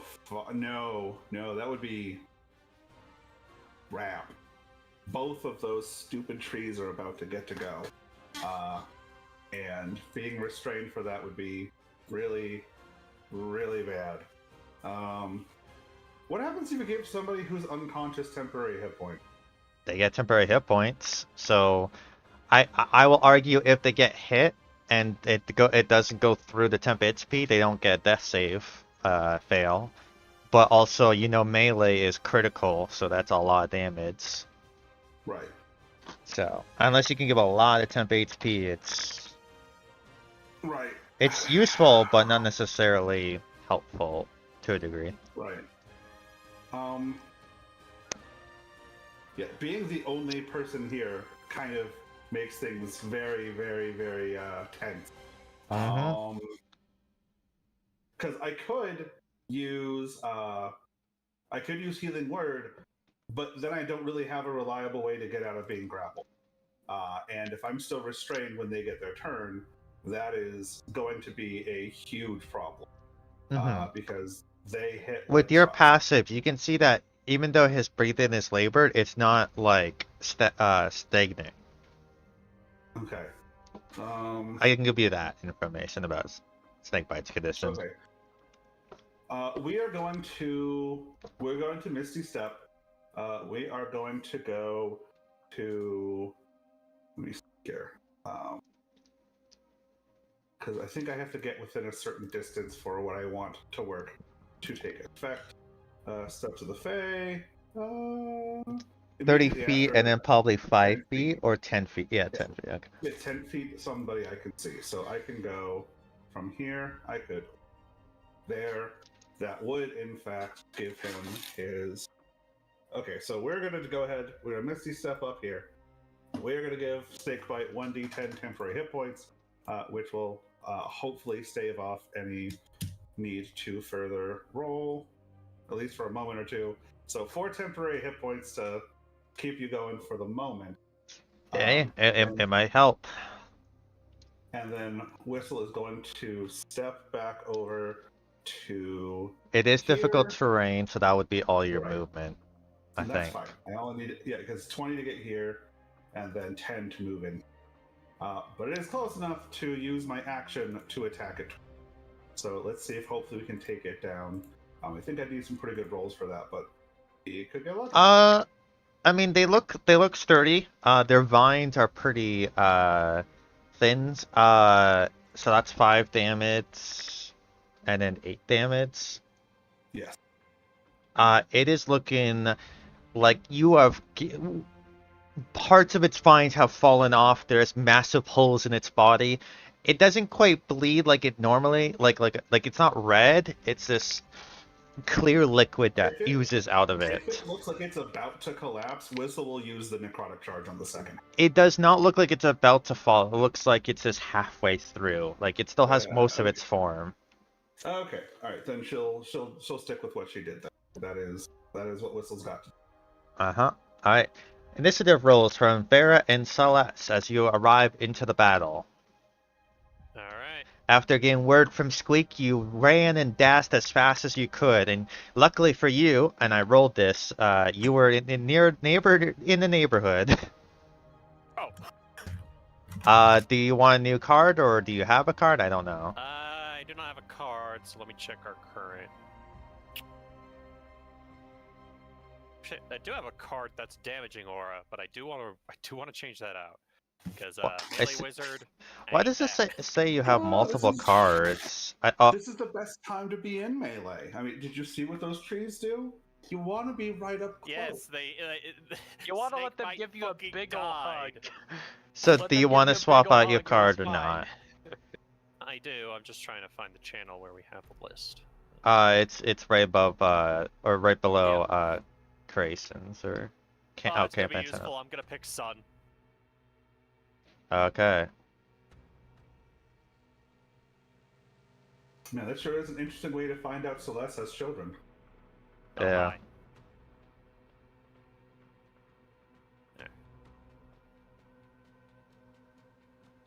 my. Okay. So, top of the round. It is your go, Celeste. As you arrive and you see these trees moving on their own, their roots wrapping around, you see these vine-knit creature near Whistle.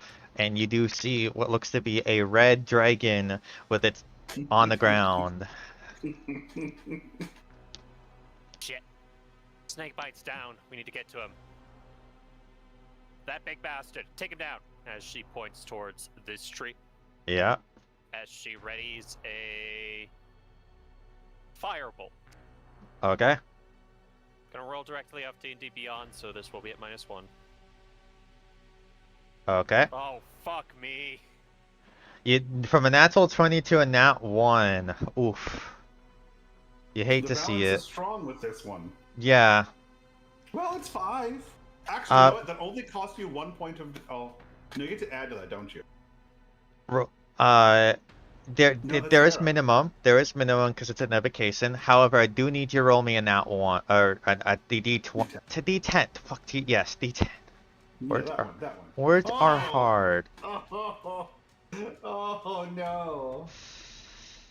As you go to cast your spell, you are a little caught off guard by all these plant lives that coming around, and you are quite terrified at the situation. And the fireball goes wide, misses your allies, but doesn't hit anything.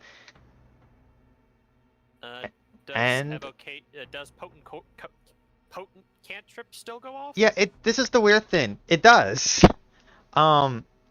As the spell kind of backfires, it still shoots out. It just it doesn't go as it's not as quite strong. It's how much damage? It would be 3. 3. Okay.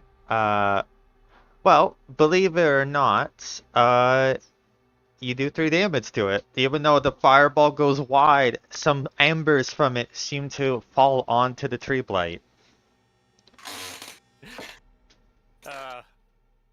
I just imagine the fucking the voice in Celeste's head is just cackling. But all right, so then she is going to move up, trying to meet up with her allies. That will be it for my turn.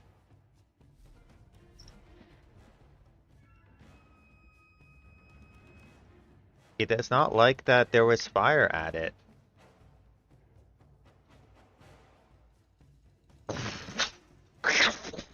As the roots come from the ground and try to envelop you. Alright, question. Yes? Does this count as a melee attack? It is a melee attack, yep. Alright, so as a reaction, I activate the Sun card. What does the sun card do again? He is blinded till the end of my next turn. Unfortunately, these trees seem to be able to sense you without eyes. Shit. Alright. I'll say due Lesson to learned. due to your passives, I think you would be aware of that. You would notice that there's no eyes on it, and you would not attempt to use the card in that case. I feel like. Right? Yeah. So my question would more be like, does the card's intent function, even though it's not like a spell or an ability? Like the cards are sort of like their own thing. Yeah, I say that if you can't actually utilize it, it doesn't spend it. Else what? Okay. Yeah. Basically saying it didn't burn it, but now here's the grand question: how long has my age armor been up? I'm gonna say that you have it for this battle, probably. Okay. And that's AC about it. 16. I just get the feeling I'm about to get my fade ran either way. You are currently grappled, as it does hit you with an 18. Alright. Didn't you just add a book to your? Oh no, you added to your spell book, which is not the same as preparing. Yes. I'm just thinking. Actually, important question: as you're running here, do you memorize any? Could I memorize a new spell and run at the same time, DM? I'll give it. I'll say that that's why it took you a little bit longer to get here. Yeah. I'll be lenient here. Alright, so lots of retconning. David would be fuming. So instead of using the Sun card as my reaction, Celeste just goes Aegis as I cast Shield. Okay. So, you are not grappled. However, it is a branch comes swinging down as that mage armor essentially burns away the roots with arcanic fire. The what's your AC then? Total it'd be My 21. effective AC is 21 with mage armor and shield. However, it's gonna bonk you with a 22. Yeah, that's how these things. That's how these things do. I rolled poorly though, so that's only Oh, 12 blooded in. okay.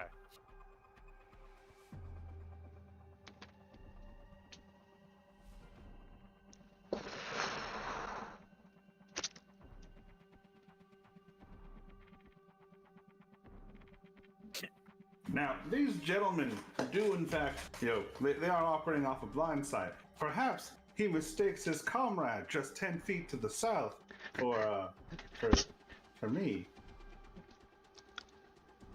Maybe? No? If it wasn't for the fact that the magic that kind of brought these things to life are all kind of linked, I would say maybe that would be the case. Hey, it's worth throwing it out there. You are grappled as roots come after you. Rude. Okay. And then you not restrained though, so that's very important. As Yes, I'm happy about that. I can deal with grappled. as a 19 to hit, which I believe is just past your AC. Yeah, that'll definitely tag me. As it goes to bonk you. Yeah. Fucking these trees are being a sassy. Yeah, they are. And I don't have shield, unfortunately. That's 19 bludgeoning. Okay, that hurt. Yes. I am bloodied.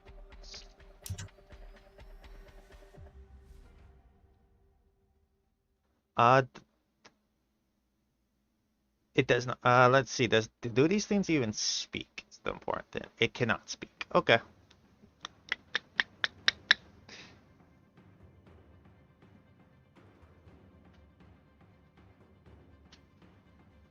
It's gonna shoot at the ogre. And fail. Yay! Farah, you see these trees moving on their own. You see these roots come out of the ground. You see these branches swinging wildly. What would you like to do? Get my dash there. I'll say that you have your full action to do stuff here, if you wish. I know, I need to just figure out something. Because trying to zoom in on this map and... Yeah, I made it a little bit. This is the best looking garden map I could find. To demonstrate the massiveness of this garden, because it's in the way it's described. It's meant to be a big garden, so. Okay, if I simpler. If I can move 60, if I move 60 feet, right? Yeah. Within 60 feet of Snakebite there.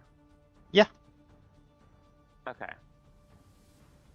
I need to figure out just a way around. You have your I wanna get within potion, range. but I don't think your potion does much for this case. I think it's an AC boost. Yeah, no, it literally just boosts my AC by not much.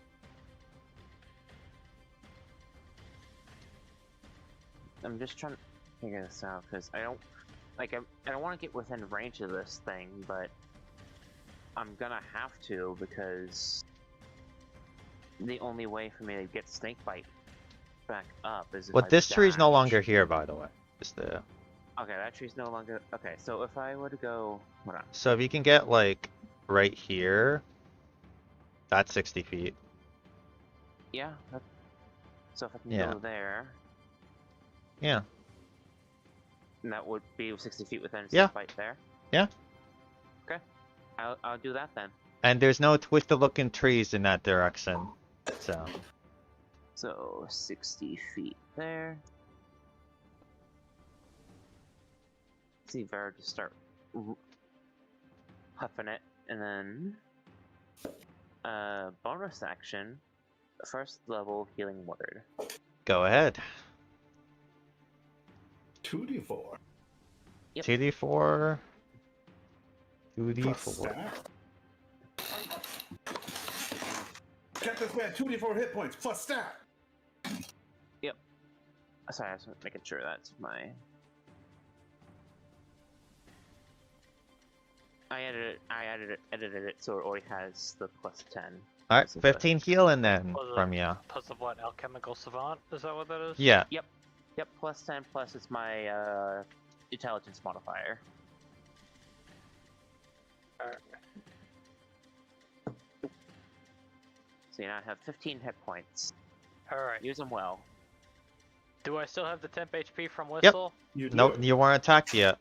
These things don't seem to be trying to full on murder you.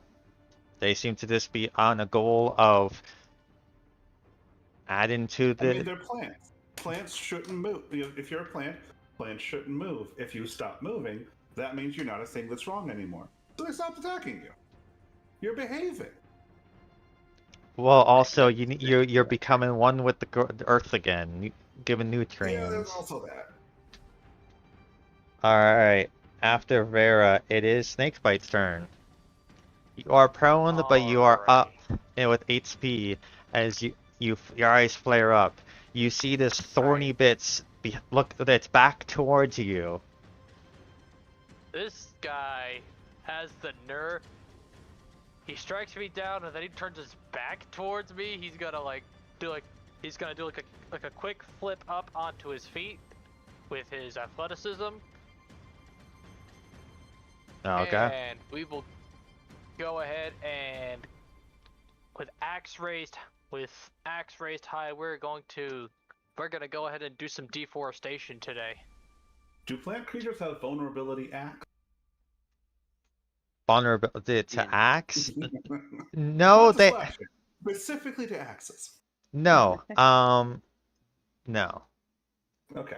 Alright. That's what The happened. twigs had a fun little thing but they all died really fast. Alrighty. Important question. Are we keeping Yes. bonus action channel divinity or... Or no, the on hit is the thing. Oh, it's on hit? Alrighty. First attack, that's a 10 to hit. Yeah, that does not hit. As you go and there's still blood drips down your eye and it stings a bit, so you swing and it grazes it. Alrighty. Second. That is a 19. That definitely hits. As it looks Alrighty. horrific as you carve it almost in half, it barely is standing. And as the axe lowers down, he says it in his mind to Azarej, sorry for waking you up, but I'm kind of desperate right now, as he will use his channel divinity. As you do that, I need you to roll me 2d8, I think is how it works. Let me look up the weapon again. It's been a hot minute. 2d6. As the blade flares its blue colory flames of radiant light. I still have that set to GM rolls. I don't know why I do that. It's okay. Nobody else needs to know. And you burn 11. it to ash.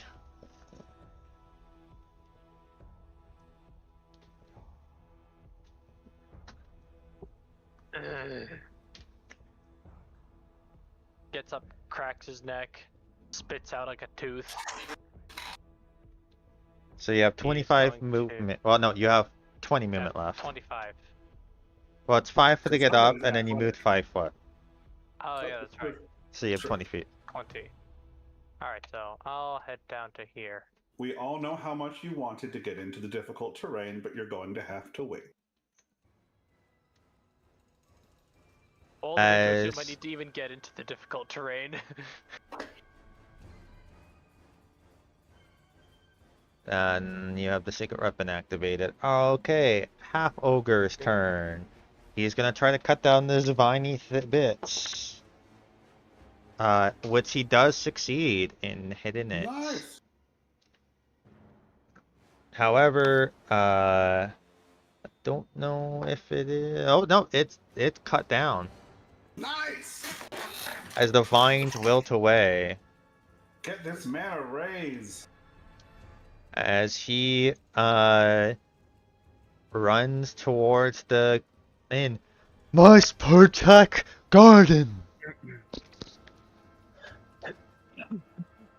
Oh, he's a brave boy. Whistle, what do you want to do? As you see him charge towards one of the trees. Well, I'm grappled, right? You are currently grappled, yes. Well, that's just rude, and I don't like. Seeing as how these things are going to have me in range anyway, we are going to Misty Step number 2 to flank with our good friend the Lumberjack. Mm-hmm. I will see if I'm going to replenish my own temporary hit points with the Misty Step. Okay. You have other effects with it too, right? I do, but they're not ones I want to use right now. Okay, just making sure, because again, I've only seen you attempt HPS, Right. so I was making sure I had my notes right. No, you absolutely are correct. I think it's like a fear effect, right? I get another couple of really good ones on next level, but I'm not there yet. It's Okay. level 6. And the Whistle is going to attack twice. And we are going to. I want to check one thing first. And note. Pinned note. Didn't I? No. Yeah, there we go. Balance. Okay, yeah, I don't have to spend any actions for that, which is what I thought. Alright, so Whistle got smacked down to half health by this thing and its stupid branch. Whistle is going to attack it real quick here. Just a couple of quick smacks. +2 from flanking, right? Okay. Yes, in this case it's +2. Okay. So we got 1, 2. And what we're going to do is we're finally going to spend our balance card. We're also going to spend the charge on the second hit to do the extra 6 necrotics. So that is 12 slashing, and then another 9 slashing and 6 necrotic. So 27 damage in total to our tree friend. And I am both going to spend my balance card to roll a hit die to heal myself and heal that 6 hit points. Okay, so you're taking the 12 from the first one, but you're taking the full 15 on the second one, just to make sure I'm correct, yes. Okay. Alright. I need to roll a hit die real quick. It is looking injured. Oh. That's not great. Okay. All that for a drop of blood. But I get that, yeah. Yep, that's exactly And where getting we the are. balance card back into the deck again. That's true. I mean, that's nice. So Whistle does get to roll a 1d8, and then Whistle's con mod is +2, so she also gets to heal an additional 7. Okay. Pretty nice. Okay, that is Whistle's turn. Celeste, what do you do as you just got walloped by a branch? And I Right, posted so a top- gift of what it kind of would look like. Yeah. So top of the round, top of my turn, I should say, my shield fades. Yes. So I'm back down to 16 AC. I will move forward Okay. just 30 feet as an action. I will clench the hand that has the blue flower on it and activate its effects, aka give myself a potion of heroism for an hour. Okay, go ahead. Do you know the effects, or do you need me to tell you what that is? 10 temporary HP, and for the next hour I have bless. Yes, that is 100% correct. And wait, was that action or bonus action to use it? I'm gonna that's let me. It's the charm. Let me just double check for you. Da da da da da da da da da.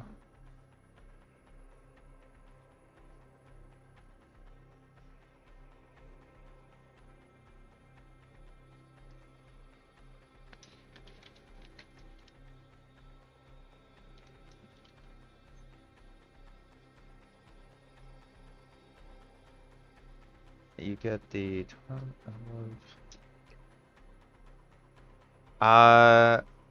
as an action, it does. It does say action for this. Alright. And don't have bonus action, so that'll end my turn. Okay, but you got 10 HP and you have bless. 10 temporary HP. Yeah. Because heroism, right? Yep. Well, you are its closest target. That's the point. But it misses the grasping roots. But as it does, it swings its whole body trying to hit you with its branch. No! That is going to be a 23. That'll hit.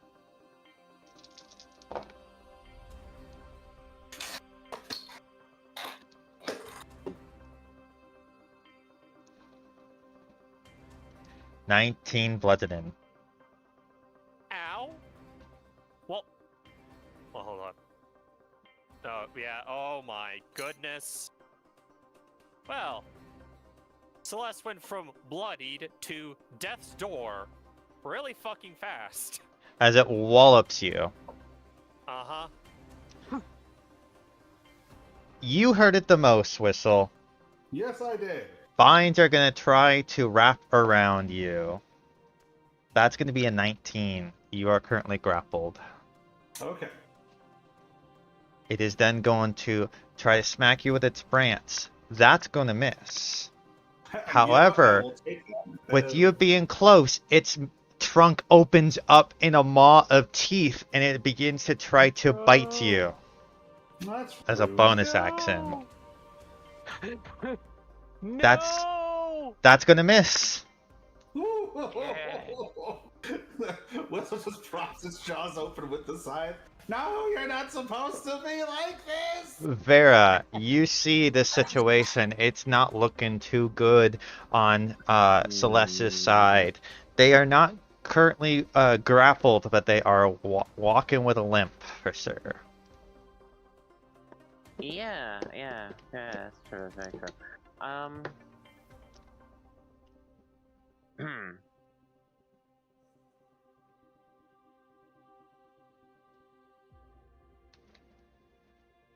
What does Bless do again?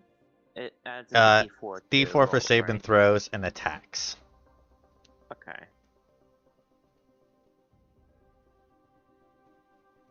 I don't really need it now. Okay. Let's see. What will do more damage? This will do more damage. Being alive does. Yes. Oh, oops. I would like mark. to use my card. What card? The card of the rogue. That lets Gain you... advantage on an attack roll. Advantage on attacker? Okay, and what are you doing? I am going to be doing a firebolt at this boy here. Okay. He is bit charred from Lady Celeste. Make your attack with advantage. Please. God damn it. I was hoping for 20. A 16 will hit though? 16 does hopefully? hit though. So that is 2d10 plus 10. Oh no, plus 5. Plus 5. Sorry, because you don't get your... You're not an It's invocation not per wizard. die. Yeah. No. 15. 15. As you hit it, it flares up in flames. It is looking injured. Okay. I would like my fire thing, please, and thank you.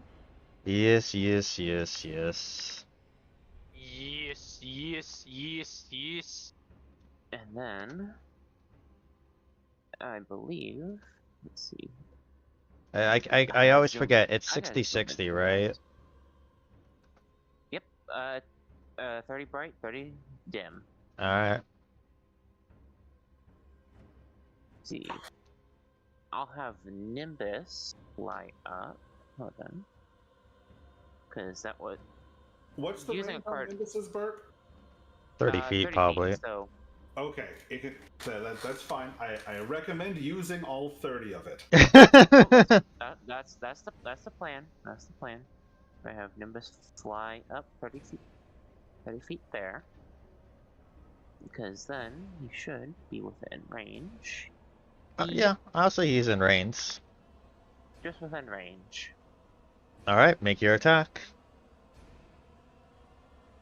I will, thank you very much. Let's see, 1d20 plus.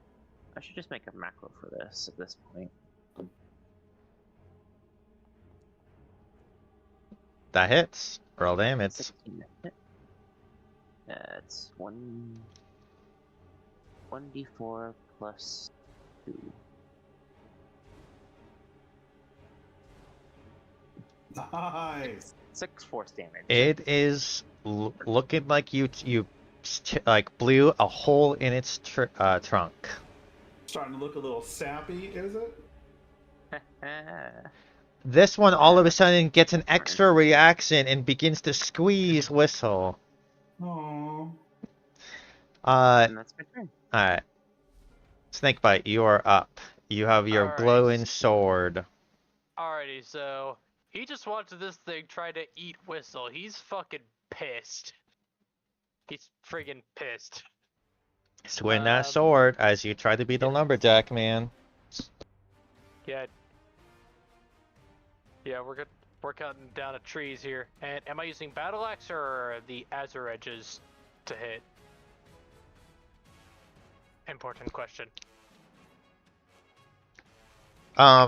You get it seems like you get one part of his ability, Alright, cool, fair enough. Cool. which is the extra damage. He seems to have slightly awoken. Slightly woken a little bit. Uh-huh. Just apologies for the disruption, but Think of fighting it- for my life here. Mm-hmm.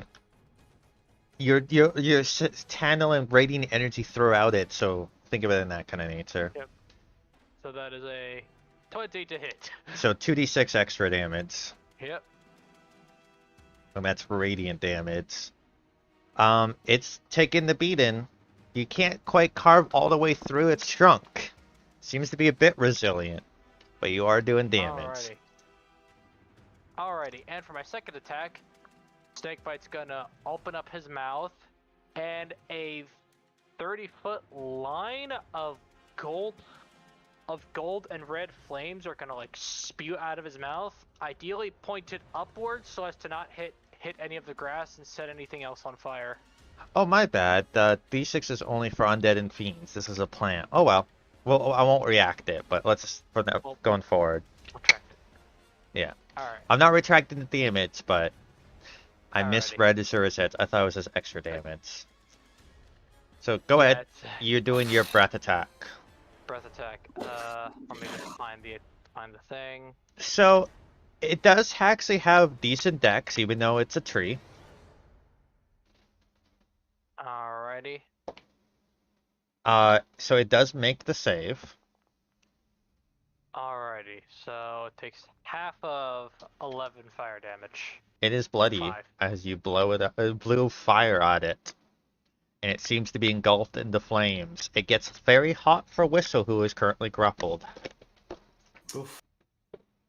As you see the fires begin to encroach on the roots that are attached to you. That's your turn? Alrighty. Well, unless Bless is a bonus action, which I don't think it is. It's not. It's not. It is a full action. And you know that you had to use your brute strength to break free, and it had nothing to do with instinct, I would say. AKA Yeah. a check, not a save. But luckily, guidance is a Yeah. reactionary thing now for some people.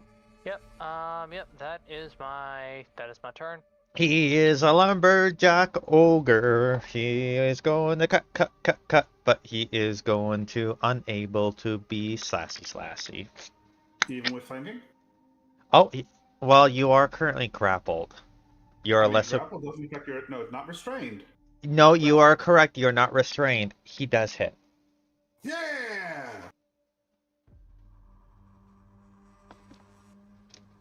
He's a lumberjack and he's okay. He chops all night and he sleeps all day. No, you. Thank you for bringing that up because creatures with grapple and restraint is so fucking up and down on exactly how it works. So Yeah, I it is. appreciate it.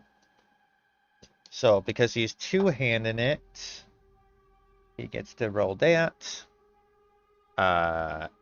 So he does this much damage. It is looking more and more weared down. It's become the branches start to fall off of it. It is not looking too good.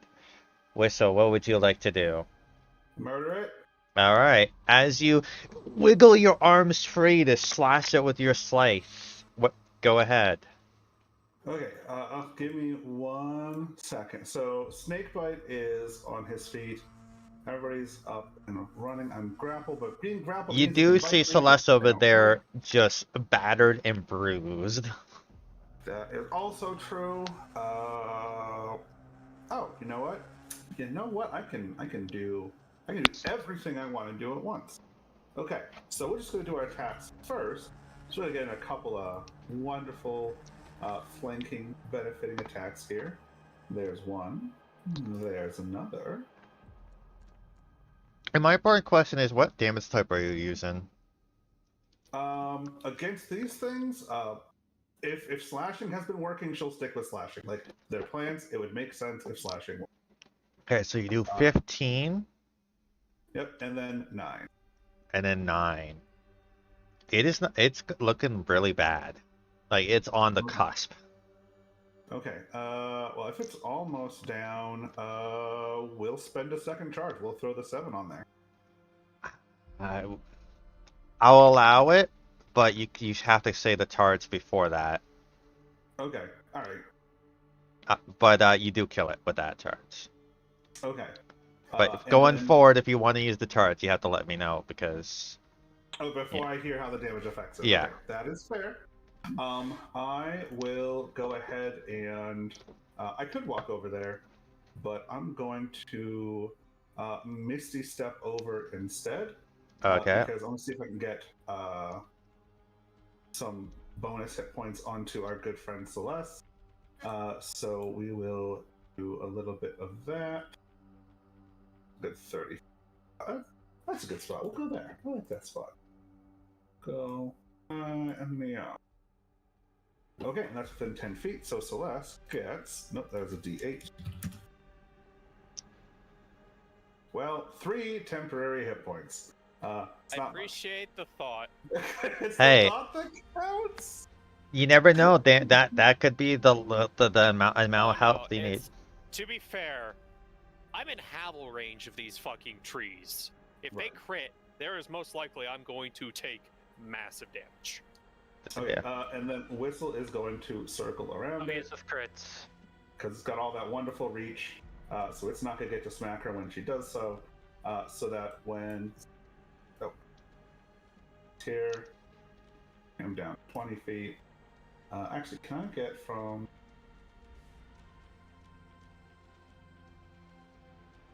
10, 20? You know, actually, if I go there, Snakebite can flank with me. I'll do that. No, not that spot. Hold on.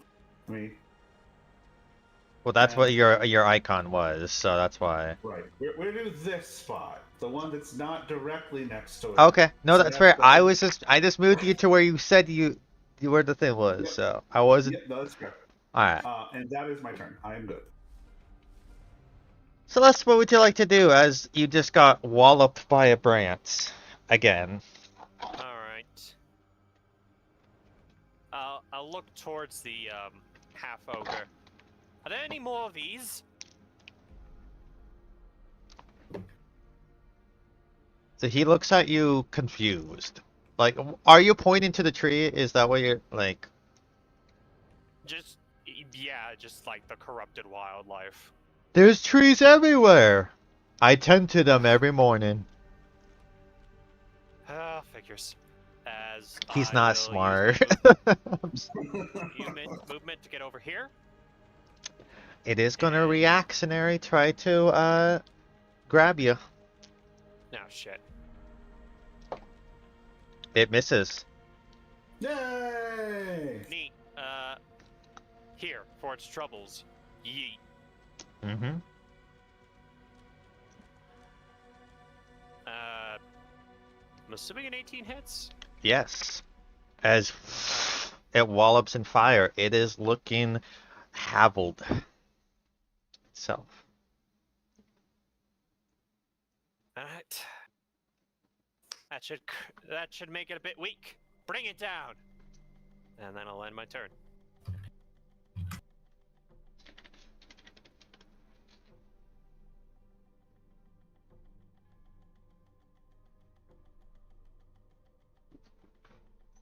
Okay.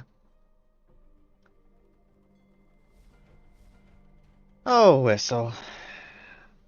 Roots I mean, I come don't up mind and hitting somebody else. yeah, roots come up towards you, and you are grappled. It is then going to swing its whole body, though it huffs and puffs as branches fall and sticks fall off of it as it goes to hit you. That's a critical. Oh, that's. Oh, I'm missing silvery barbs right now. Same. I'm gonna make this a public roll for you.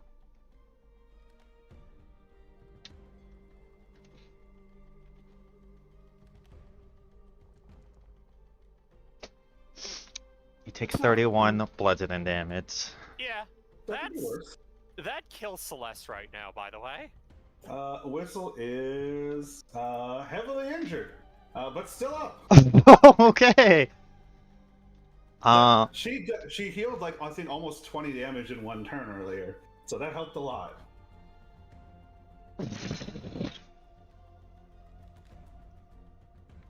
As its maw opens up and pulls you in.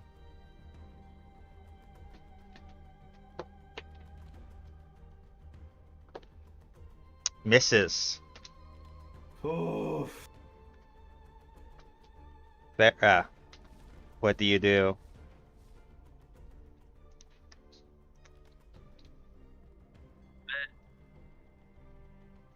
Second verse, same as the first. You see Whistle, it's hanging by the roots with its maw opened up. Yes. Oh, God, that was almost a fucking one. Oh. Well, that hits. Roll your damage. Please roll high. Please roll high. That's high. That's high. Rolling high is good. 24. It is barely standing as you. What? Oh, actually, 24 fire. Yeah. Yeah. It burns away.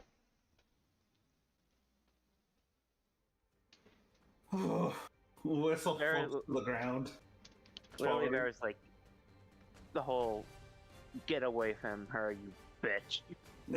Now, I will point Well, out, thanks, Molly. Whistle, throughout your time, you could observe and hear movement throughout this garden, but they Right, haven't we're reacted not- to anyone Right. at this time. Right. Whistle.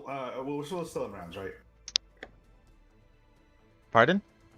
We're still in rounds, as they say. Well, yeah, it depends on movement. Yeah. Okay. Whistle will sort of struggle back up to her feet and call out, "There's more. I'm not sure exactly what kind. Oh man. Point him out, and I can smoke him out. Did Squeak come back with them? Yeah, Squeak's just flying around. Okay. Whistle is going to dump her senses into Squeak's temporarily to take stock of what's still floating around. Here, here, here. Twisted looking tree. Twisted looking tree. The whistle like openly whines. There's still 2 more trees. There's some more of the guys that shot Snakebite, and a couple of the ones that are vines all over. I mean, they're not going anywhere. We may want to step out and recover before we finish cleaning up in here. And you do see that in the distance, there seems to be a not a bunch of tree like roots or plants and vines intertwined into like a bubble in the distance that you can't see through. Right. Like a tangled thicket? Yeah, thicket. Okay, noted. Do we Yeah. want to fall back and take a minute to... no longer to rest?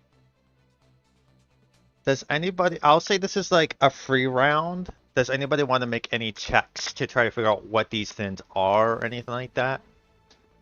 Sure. Okay. So, these things are quite clearly plants, which means I need nature survival from people. Alright, I'll do nature. Alright. Excuse me. I guess I'll make a survival roll. These are certainly some of the plants of all time, you guys. Yeah. Let me look up bless real quick. A blesser is for saving throws. Saves and attack rolls. Yeah. Yep. Let me... It's guidance that does the checks. Alright. Still, with Celeste's intellect, not necessarily study, she might have heard something. Yeah. She has definitely heard something. Okay. I will say that with the 22, you realize that these are plant creatures, and more importantly, these are blights. Whatever caused this is they are basically maleficent plants come to life. Each of them have unique attributes. You see the corpses of a bunch of twig-like, wooden-like creatures. Those are like twig blights. You see the corpse of the vine-based blights, and then you also see those of the needle blights, and what the most scary of them all, tree blights. Each of them they're basically awakened plants gifted with the power of some forms of intelligence and mobility. But blights are essentially that plagues the land, contaminated by darkness.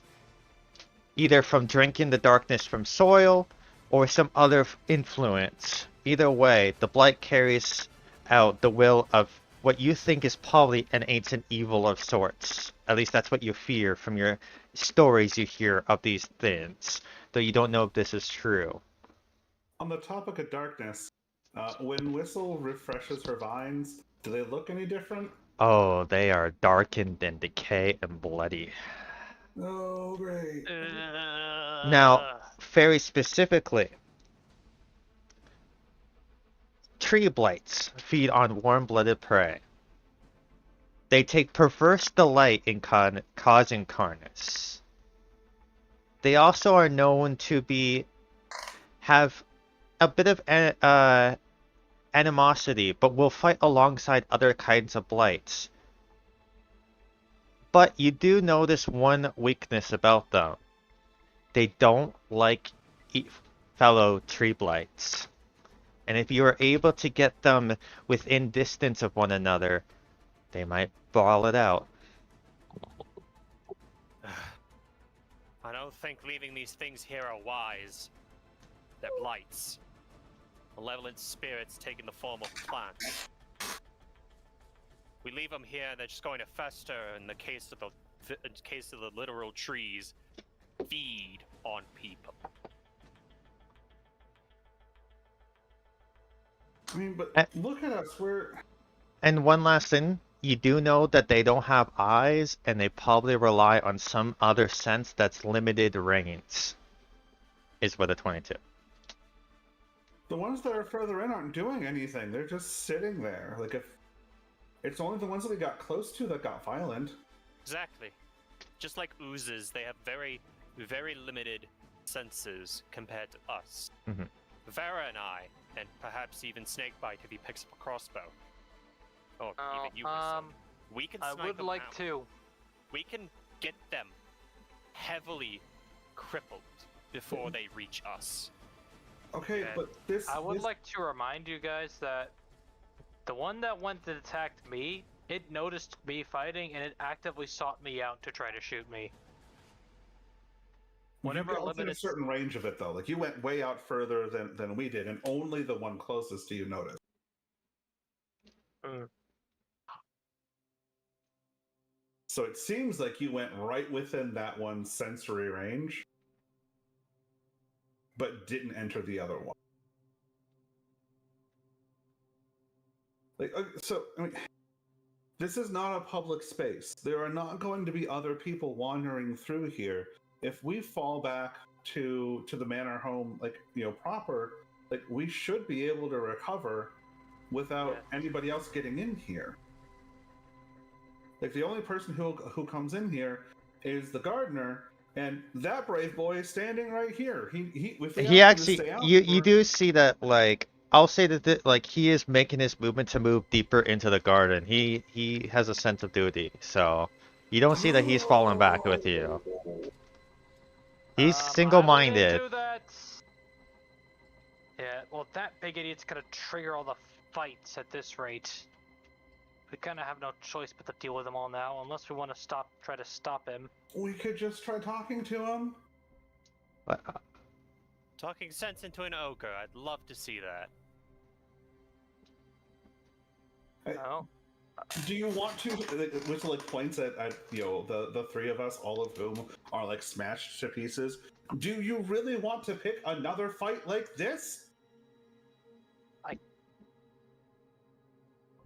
It's worth a try to talk. yeah, the keyword I said is like he looks like he has the intent to go there. I never said he was running right now.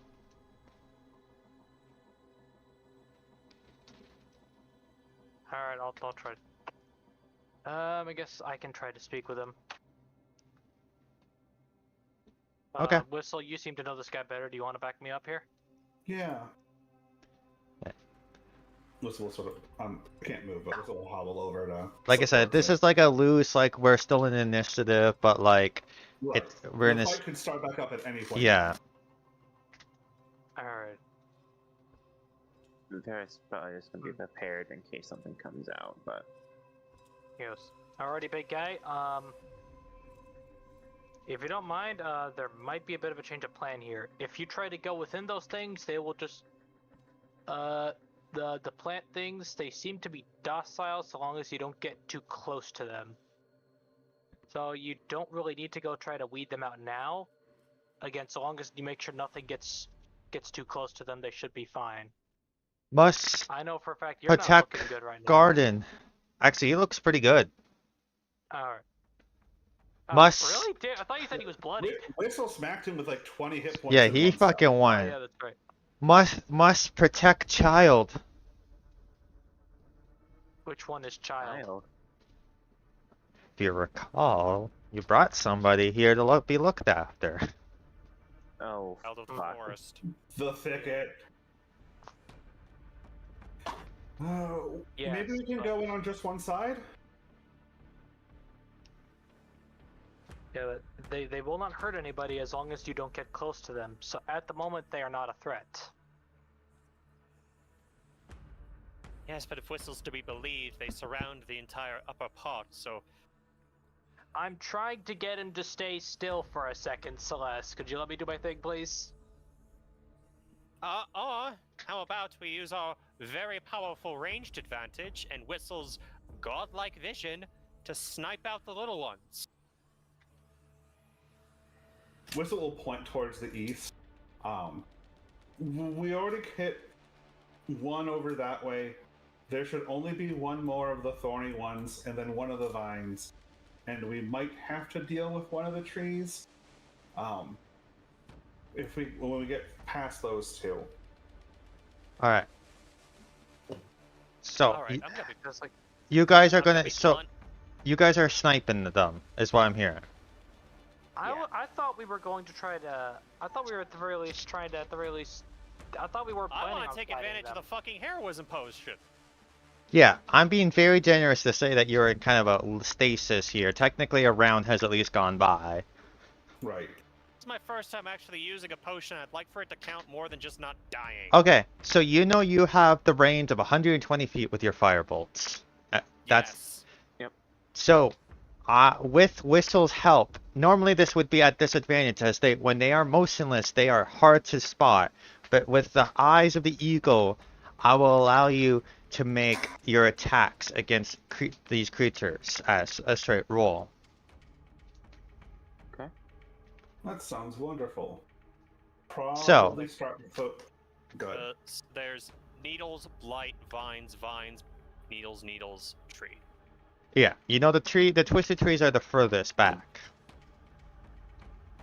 And if you notice, fire did not seem the fire was not pleasant towards a lot of these things. Mm-hmm. Alright, so we get Alright. straight roll. Yeah, so Alright, who Whistle, so you shot caller. yeah, just tell me who you're targeting and just tell me if you fire at them. Because they do have slightly different ACs. If Celeste wants to target, I'm assuming we know their location, right? So Whistle will.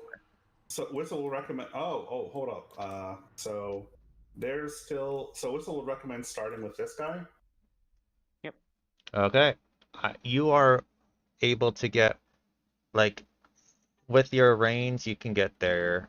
You have to move a little bit, whoever is actually targeting it. Actually, no, Farah, you can hit it without issue. Yeah, no, Vera will probably go for it. She's I close can't Alright. measure that far and look at the number at the same time. 125 feet. So yeah, so you'd have to move a little bit closer to target. But Yeah, Farah's Whistle taking will out move this up. guy, so make me your attack roll. Alright, I It's guess a we're 10. fighting. Whistle's gonna move up with everybody else so she can. Yeah. She can attack. and Alrighty. contribute. I guess At- Snakebite just Unfortunately, sits you a 10 does not hit them. Does somebody else try to make an attack against it? Yep. I will. Okay. If we're allowed to do Yeah. volleys, basically. Yeah, basically, that's how we're going for it. I'll say one Alright. round has gone by, so this is the 7th round. Hold up. You do get heroism. That is enough to hit. 13 fire. 13 fire, it's dead. Oh, okay. There we go. Well, that'll work. 15 to hit We can this take guy. them all out. Yeah. Alright, roll your damage. You get 2 volleys of Oh, that's Eldritch true. I did Blast. get another one of those. And So I'll be it's lenient to say that you pop out your senses and kind of like, you know. So Whistle's not 9, pleased. 9, 10, it's dead. Alright. There's this creature.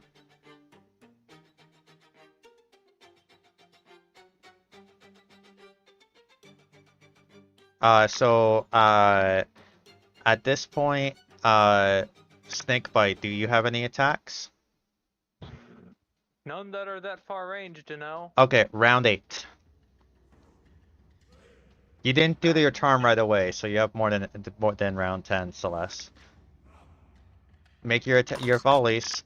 And I'll say that like you're waiting for confirmation for hits before you hit yours, so. Yep. Also, I potion rolled heroism 9. lasts an hour. Oh, okay, well then. 12 to hit. 12 for this the one. vine does hit. Okay. Rolling damage. Could be better. Yeah. 14, it is still 14 up, fire. but it's looking hurt. Now it's Celeste's go usually. I imagine you go Farah, Celeste, Whistle. It seems to be the order. That's Yeah, fair. we started Yeah. with Farah. I'll fire at the same one. Okay. Don't think I need to. No. Bless onto that. 9 damage. It is barely standing. These things are a little bit more beefier than the Alright.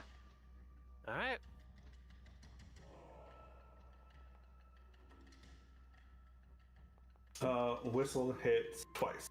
Yeah. Well, Also, Suna, I learned this recently. By sage advice, when you do Eldritch Blast, you don't have to call the target right away. If you want to swap like shoot blast and then change to a different target, you can do that. ooh, That is that is nice. that is as rules written. I learned this recently. I always took it as it's all at once and you have to pick your target, and if you choose a target and they die, you have to keep hitting. That's not the fact. So, but Okay, both hit. that's Roll fine. damage because you don't have Agonize and Blast, right? No, I do not. All right, so So they yeah, might live, but they probably will die. that is 14. Yeah, they are dead. All right. There is another one over here. You see him at this round. He actually has grabbed a bit one of the bigger branches off of the blight and it chipped away, and he's ready to volley the fuck out of this thing. Hey!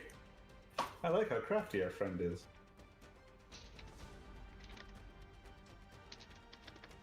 So, your attacks, Farah. I would say that you would have to, at this point, you would have to move up the party, but I'm being lenient to say that you can do that.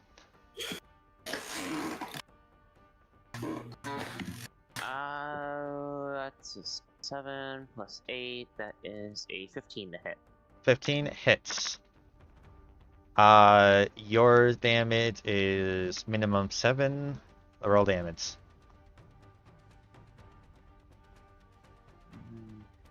15. 15. It is dead. Which one do we go after again? This needle one, I imagine.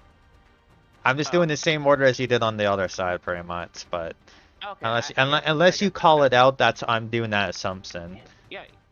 No. I was just confused because I was like, I was still looking over this Yeah. way. No without worries. Going around. You said you guys were taking these out, so Yep. No, I got you.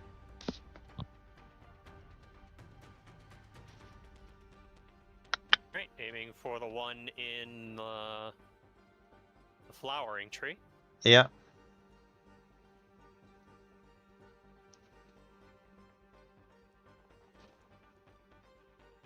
Hits. It is barely standing.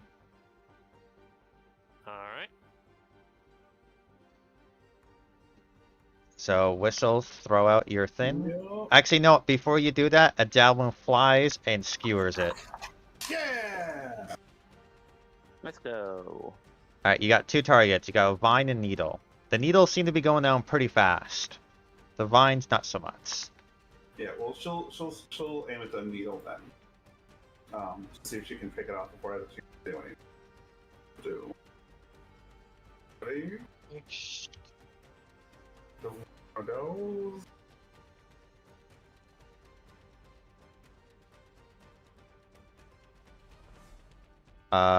Here's a question: since we are attacking from outside of, theoretically, So outside of so this is why it's a straight roll. When they are right, they're motionless, also hard to see. Right, yeah, right. yeah, you could not tell them apart from anything else. But I'm using the fact that you are able to be, you're out their range, but also you're getting allied from the spot in with Squeak to make it a straight roll, to allow you to even attack technically. Okay. You know, That's fair. That's yeah. fair. Because right now the trees look like trees, and if it wasn't for the fact that you know these creepy things came out, you would think, oh, it's a tree. You know. Right. There is a vine left. This is round 10. Okay. Go Vera. Ooh, dirty 20.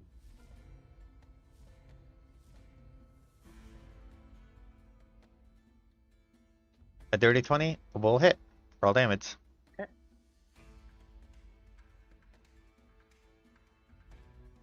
I don't know why it's saying Blur and Haze has expired, but I guess it's because on the other map you still have it going. Yeah, I still have It is 20. almost dead. It is barely standing. And as you do, another javelin. Full. All right. And That's what's small ones. and I want to point out, you see that this ogre is throwing these javelins, and javelins, they don't have great range, but he seems to be able to throw these things with such full strength, it does not fucking matter. Nice. All right, it's all the small blights. Now, how do we want to deal with the trees?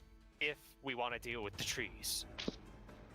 The correct answer is I don't want to deal with the trees. I want to get in here, figure out what's going on with Whistle, get her taken care of, and get out.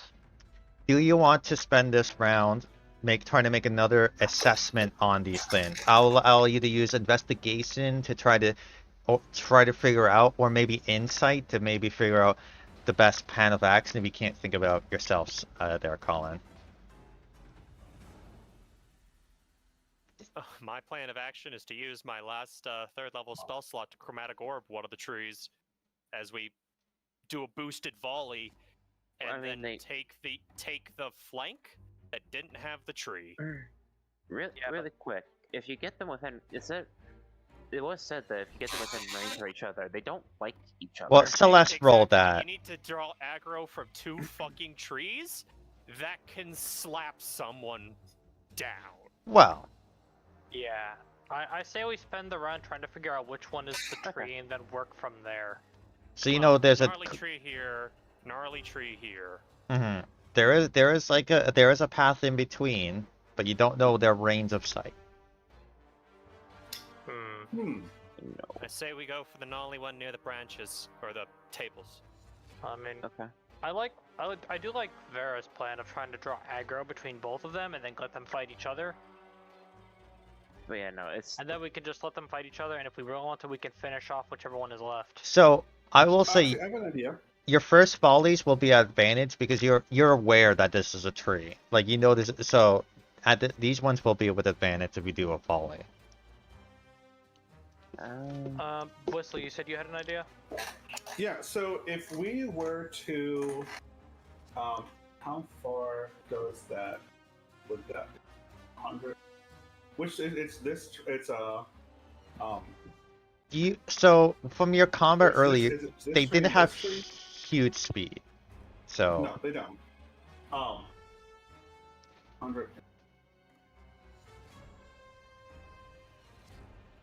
Okay, so if we went to right about here and here, if we started if we cross-fired, so from this spot over to this one, that would be the path they would start taking. They would run into each other before they ran into us.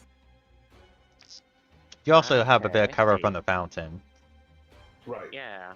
No, So, they would run into each other right around here, and theoretically, from what Celeste is saying, they would start fighting each other. Yeah, Do we tree wanna try blights that? do not work well with other tree blights. Yeah. Yeah, I mean, if we fire and then back off, they only really have the incoming shot trajectory to guess where we are. So either they stay still and we can keep firing, or they start moving and we can back off and let them run into each other. Now I will say that actually Whistle, you didn't use your turn yet for your attacks, I think, right? No, I did not. Actually, come to think of it, Whistle could just clamber. Theoretically, Whistle could stand up here on the fountain, right? Perhaps, yeah.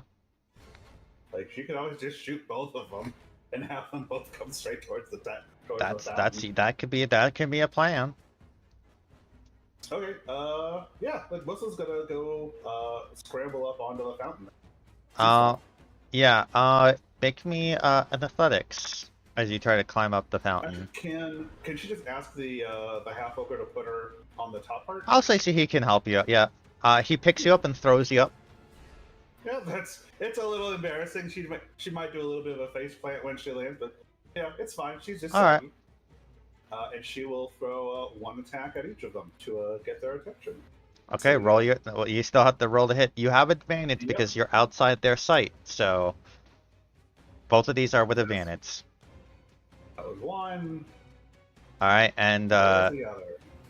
okay. So I'm assuming left to right is probably what you're doing. Yes. All right. So the Yep. critical they take a total of 10. 10.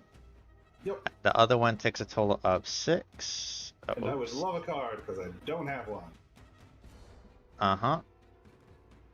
Well, now I'm gonna do this. And I'm gonna do this. I don't have to have them hidden anymore. Alright. Wow. Alright. And yeah, what card would you like? Okay, 1 second. Okay, let's take a look at the hand. As all of a They have sudden 4 this places. blackest ink energy emits from both of your hands as you point towards both of them. Go. That's the worst. I guess I didn't Okay. embellish on that was what your Eldritch Blast was looking like. I apologize. She was paying too much attention to the work she was doing. She Yeah. was not. Okay, so we've got Star, Donjon, Fates. Yep. Star. No, Donjon is disappear. I might actually take that. Fate.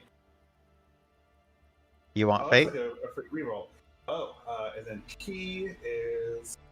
I think that's a teleport. It is, which I can kind of do on my own. Sure. I'm gonna take Donjon just in case it's. That seems like it could be very, very, very useful. Yeah, there is places for it. Yep. Okay, I will take Donjon. Okay, dokie. As they rolled their things, now it is the next round. It's round 11. Everyone's effects are still up. So, Celeste, what would you like to do? Alright.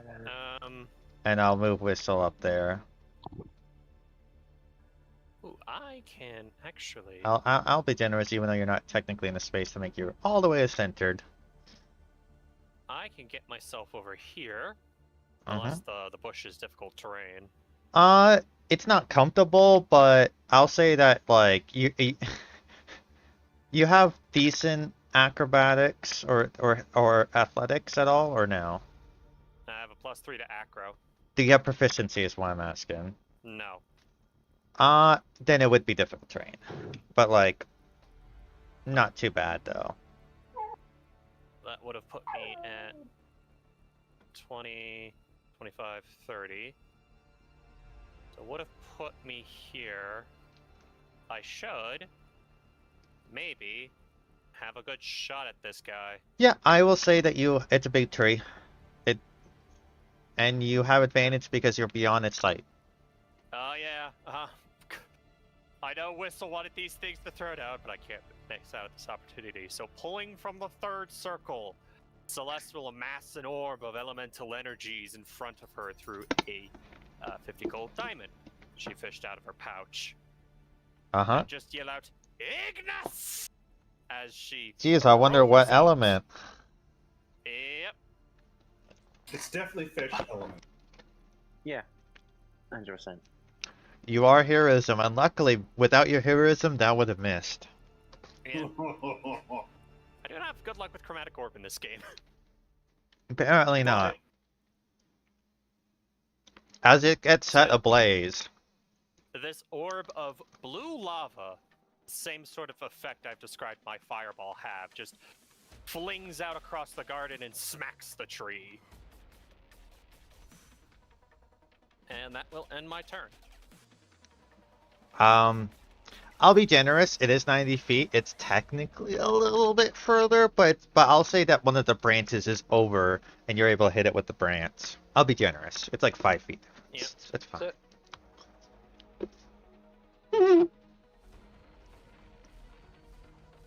So many dead bodies. Farrah, you're up. Alrighty.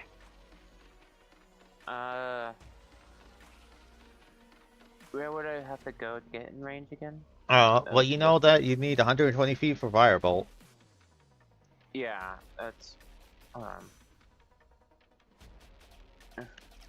where to go. Sorry. I mean, you're smart enough to know that the fountain is like you could use the fountain as cover and be able to hit them. I wouldn't be able to go because I only have 30 feet of movement.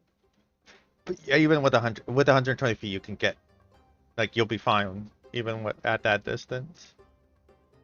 Okay. Yes. I'll move up to Hmm. here. You know, Nimbus is kind of unable to do much, but you can. Yeah. Which one was attacked by? This one is ablaze. This one was set ablaze. So that one's set ablaze. Okay, I'll go for this one then. Okay. Hello.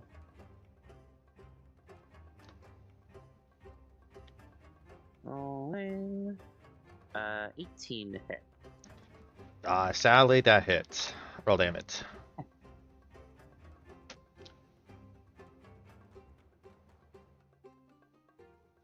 Okay, that is 7 plus 9, so 16 plus 5, 21.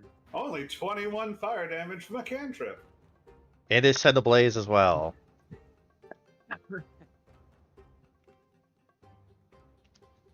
That's all I can do. Snakebite, what would you like to do as you feel the sacred weapon beginning to wane? Well, it'd be like a whole ass. Everyone else seems to have everything all taken care of, and it'd be an entire action to dash, and I still wouldn't be within shield throwing range. You can always get ready and throw it when they get closer. Yeah, this is the main reason why I wanted to just get in. Why I wanted to just not do this, because I'm kind of screwed right now, because I'm a melee character. Plan relies heavily on staying out of sight, so I'll just... Quick question, does Waterdeep have any magical fantasy sports or something? I don't... What do you mean by that? Do we have like sports teams or something? I don't know. I don't think so. I mean, Strixhaven has stuff, but like, no. Since Snakebite has literally nothing to do, I guess I would like take the dodge action. I look to our ogre friend and I go, "So, did you see the big game last night?" Jesus Christ. Did you read about the big game? He looks at you. You fight too? As he begins to pick you up. Do you let this happen? Oh God! Do you let this Dodge happen? action. Can I guess what his intent is? He's probably gonna throw you.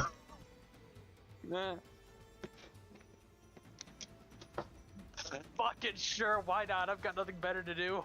He picks you up and tosses you into the battle. Let me see how far he throws you. As Whistle, you see Snakebite land in the water. Oh, Snakebite, so kind of you to join me. Thank you.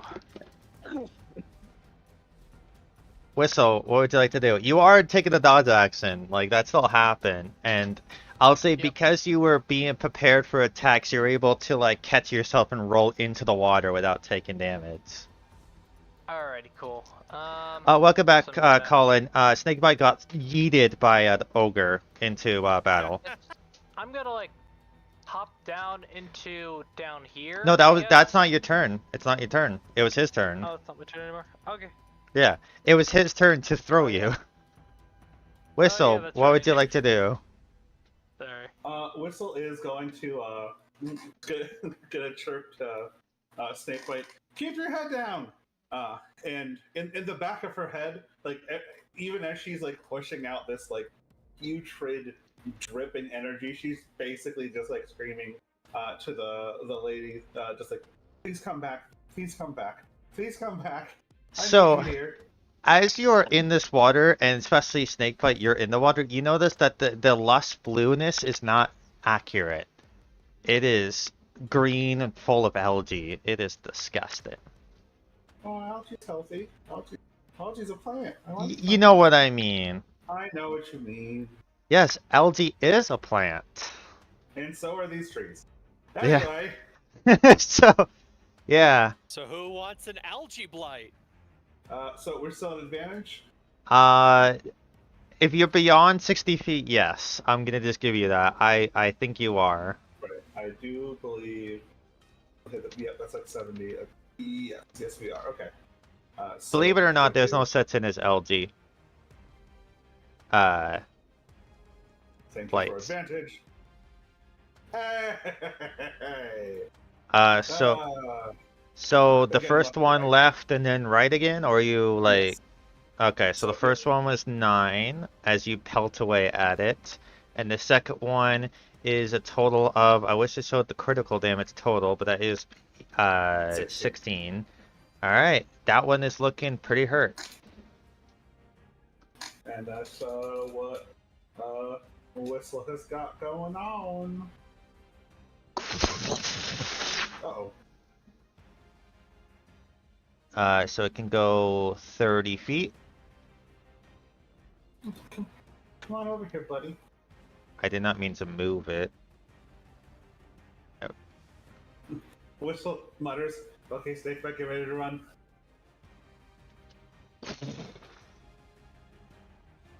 And unable to reach, it's going to dash. Oh.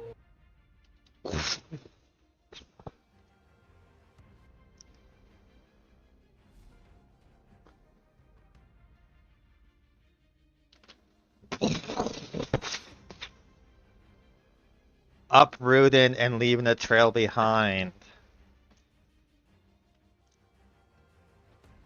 That is what they can do. Celeste, Wait. you are within their blind sight. You do not have advantage anymore. I know, but I can schmove over here. Puts me out of blind sight of this one at the very least. This one can see you, but this one can't. This one can't. The right side. And I'm letting That's your just battle so- intuition let you know you feel like you're out of range of it. But you fought. You've been Alright. fighting these. You rolled really high, so I'm giving you these kind of Yep. metagame access. Alright, I'm not gonna metagame so hard as to backtrack my movements, so fuck it. I'm shooting the one I'm out of blind sight of through the fountain if I can. I will say that you can. I will say that they kind of have AC, but I think you'll be fine. Like it. A And little cover. So they it have sounds like a little cover, but still advantage. yeah, they still have advantage, and you're blessed well- still. Yeah, Yeah, it's I like think let's it's worth let it. the dice tell their story, and I'm still at -1 exhaustion. Yeah, You say that. 4 ones! 14. Roll your thin. 4? 16. You hit. That's a 15 actually. 15. You just hit. Alright. That's 12 fire damage to the one already blasted. It's had the blaze. Its branches are falling apart. Alright. And Celeste will say, let's see which one wins out. Territory or food? Alright. Farrah, what would you like to do? You see both of them have closed their distance. Guess I'll go there. And since Celeste is still going after this one, Vera's gonna still go after this one. Okay. And I think I'm out of range of the blind sight too of this one, right? Yeah, so if you're beyond 60 feet. I think so. Yeah, you're 60. Yeah, you're 70 Yeah, feet. Again, I know this is a little bit like gritty, but like for my own sake of like. No, it's good. Like, Yeah. Getting into the nitty gritty here is giving us a chance to make this work properly. Yeah, I I also want to want give to you roll as much of advantage advantage as you before, so- deserve. I didn't roll with advantage before. I didn't realize that we were doing blindside stuff. Oh, I thought you did, But so my bad. 19s. 19 No, hits. That's not me. Alright. Roll damage. 4 and 3, that's 7, 12 fire damage. It is set ablaze. Snakebite, what would you like to do as you see these two trees tumbling towards you, getting closer to the algae-filled water? You almost you have a bad taste in your mouth as a bit of it got in your mouth as you were thrown. He spits it out. Important question: have these two guys noticed each other yet? You cannot tell at this moment. Whistle did suggest getting ready to run. Alrighty. Snakebite is going to. Snakebite's just gonna start booking it down the field.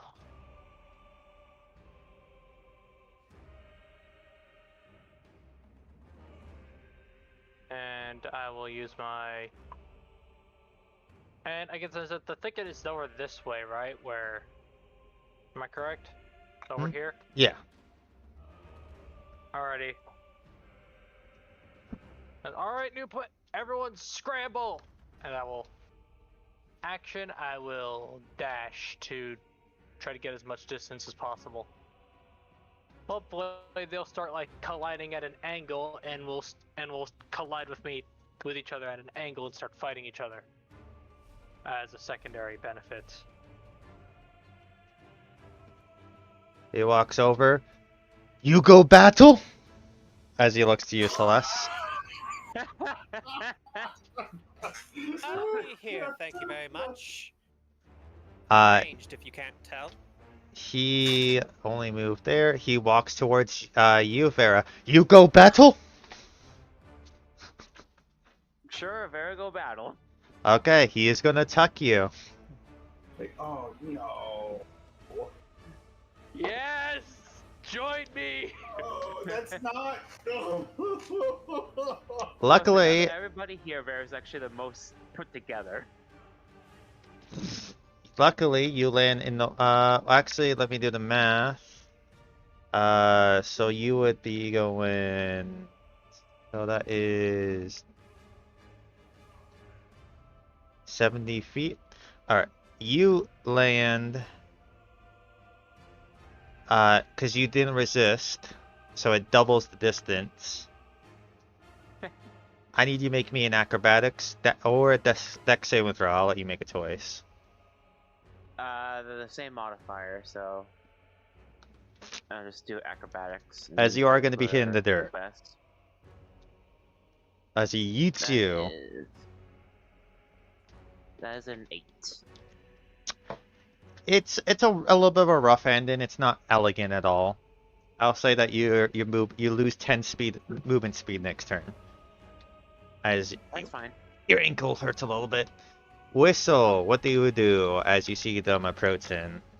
Oh, I'm not so worried about them approaching. It's, oh my god. Okay. Here's what we're gonna do. I mean, how elevated am I right now? I'd say you're at least 15 feet, 10, 20 to 20 feet in the air. I mean, a bouncing top is pretty tall. Right, okay. Whistle Yeah. is going to cast Levitate, Okay. and we are going to go up another 20 feet. Okay, you're definitely in the air. I would say you're still within their boy. blind sight range, so this will be straight rolls if you apply. Oh no, levitate's an action, so. Yes, that's my action, but they shouldn't be able to reach me up here, and I'm still where they can sense me, so they might try to get closer and attack themselves and not immediately jump my friends. I don't know if that's going to actually work out, but that's the theory. That's what I got. Yep. Theory. Important question. How bloody are you, Whistle? We have 8 hit points out of 38. We are very injured.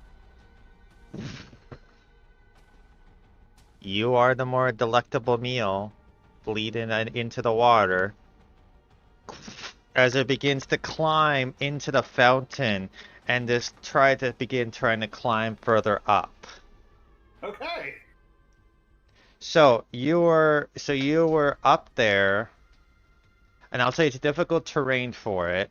So it was 10 feet, 20 feet, 30 feet. So it has range of 15, but you said you moved 20 feet, so right? Yes. So 20 it's feet straight up. so it's out of reach. Yes. The perfect bait. A bloody gnome. As you see your roots come out and try to intertwine on the other.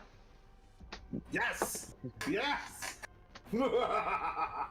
As you see the roots go intertwine, and then a branch comes to whack it. Connecting as it obliterates it. You both Snakebite and Vera, you have to duck as pieces of tree comes flying at you. Oh, he just straight up eats him?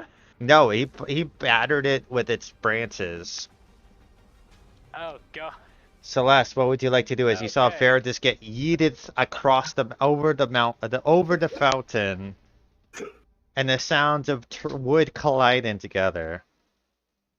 All right. So Celeste is further going to orientate herself while looking over to the ogre and pointing you towards the tree. Shatter it! As Celeste navigates herself and chucks a firebolt at it. Go ahead. All these from my screen, all the little glowies around the fountain are orange, like cinders. Feels very apropos. Am I within its sight? Yes. All right. 18 is enough to hit. All right. As you set it ablaze.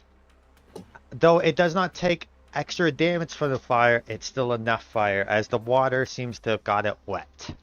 But it's still enough. As it crumbles.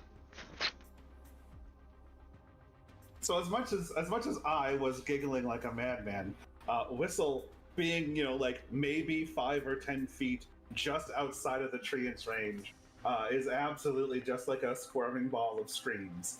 And it's not until they both stop moving that she starts to calm down a little bit and lower herself back down towards the fire. Well, as you're lowering, I think this all started because Snakebite said, "Hey, let's go get Whistle treated." Well, as Whistle starts floating down, you hear Celeste loudly order, "Squeak, get her by the collar. We're moving to the mansion." Well, there's still the thicket. Like we need Yeah. to. Oh, the thicket. Yeah. All right. We sent Alphonse here to be treated, I think. Yes. Yes. Yep. And there's supposed to be a powerful druid here. Yeah. So Whistle descends and sort of like comes scrambling like awkwardly down the fountain step by step, and calls out, "Is everybody okay?" Snakebite is currently at bloodied. So, And the question: did I take damage with being tossed or no? no, you rolled high enough to not take damage, but not high enough to not be impaired from the fall. That's why you had the movement penalty. Okay. Yeah. No, Vera just like shakes. I guess her ankle. It's weird. It's weird you mention ankle because really it's goat legs. Well, yeah, So I don't know that's how why. Well, that's ankle would partially be. why I said it's like it's hard to like embrace with the way your legs Yeah. are. But yeah, you guys are heading towards the thicket. Yes, absolutely. So as you head towards the thicket, you see that this thing is enveloped in vines and plants, and as it's constantly blooming flowers, but they're decaying rapidly. But you see that something is at least trying to channel no positive energy into this thicket. Alright, guys, we need to get going. Whistle, come on. Whistle's gonna murmur, "Can you guys help them?" So you say that out loud? Yeah. Help who with Through what? the thicket you hear, "Is that you, Whistle? Is it safe out there?" And you hear the Yeah. voice of Eleanor. Yeah. We got We've cleared all the the lights lights. around the fountain. The Watch the thickets trees, there begin could be to more. dissipate and fall again, and you see, as soon as the thing, you see a pale Melanor with a child, like, on like what looks to be a little bit of a blanket, and he says, "That's good." As all of a sudden, wounds open up all over him as he falls to the ground, unconscious. I still have a spell slot. I would very much like to cast Healing Word. You begin to heal him, though he does not awaken. For the magical, you get a sense, Celeste, that the arcanic or whatever magical source he was channeling upon drained him severely. Right, and that's fine. It's just Whistle's not having somebody else die on her account. She's Yeah. doing everything she can. Yeah. Can I? Yeah. Can I make some kind of lore check just to try to figure out what the hell happened here? Sure, make me a nature roll. Alright. Yeah, about what I expected. Place looks bad. Place does not look as Yeah. nature. Yeah, that's about what I expected. God, I don't know why. Can I make one as well, or Yeah, anybody who wants to make checks, yeah, this is essentially a study action. Once they introduce the new UA is basically what you guys are doing. I think that's a 6, so that will be an 11. Yeah, an 11, it's, you know that disease can cause areas to become blight with decay and worsen. You know that magical aspects can also cause this. Here's the It's thing. I want Yeah. to kind of approach it at a different angle. With Yeah. my ridiculous religion, knocking on wood there, I would like to determine if this is the manifestation of two forces trying to exert their presence over the same area, aka contesting for hollow and desecration. Make your roll with religion. -1. That is a 27! I'm gonna give you a lot of information Wait, here. Hold on. Can I see it if I can push that over 30? Go, sure. As you are concerned with what's going on, Dang. If only we weren't exhausted. you start to begin piecing the dots. You know that a powerful druid lives here. You've been given that information through Whistle. You also know Whistle seems to have Fey-like powers, which you know the Fey are tied to nature.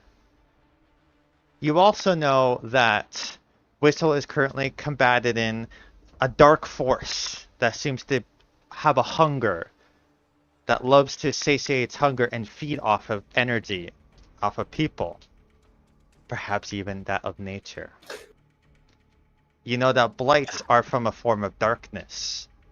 You know that Whistle's force of entity is dark and theory. You start to begin the pieces. Whoever has domain in this place must be affecting Whistle in some way. And due to that connection, something else was also able to influence this area. As if through a weakness in the gates, or the weakness of the entity, was able to overpower and overlap this land with its desires. You realize Yeah, continue. that the fairy Thin, the woman that you heard multiple times when you visited, and you realize Whistle said there's a nice woman in her head. You come to the realization that's the same entity. Oh, bloody hell. Celeste will just say out loud, almost as pale as the druid. What is it? So, there's multiple theories of what's going on. The Seelie and Facili could be warring in this very grove. The positive energy and the negative energy could also be clashing, trying to take dominance in this grove, but... Whistle... I think it's worse. What do you I mean? believe the lady helming this grove, the very woman in your head, might be chaotic neutral. Has bouts that go either way. She could either be nice, or she could either be evil, but it's vast swings, and it's the same entity. It's difficult, let's say. Celeste, not that this isn't super fascinating, but do we mind if we walk and talk while we do this? We certainly can. Where we want to go. You see the half-ogre begins cutting away at the trees. Where do you think? Forward. He points, gestures to the giant thicket, which I'm presuming is where the manor was. Well, the thicket was where Malnor was with the kid. Like it was only like a smaller spear. Like think of it basically like it was a spear shield of some sort, but instead of arcanic energy or divine energy, it was nature. Okay. Yeah, it was like The place where the person that runs this place is, that's where I'm trying to go right now. You're looking at it. The Alright, well, ever-present let's go disembodied forward. voice. However, as you guys are discussing, welcome to my domain. Whistle braces herself and Everyone hears this. This Oh. disembodied voice.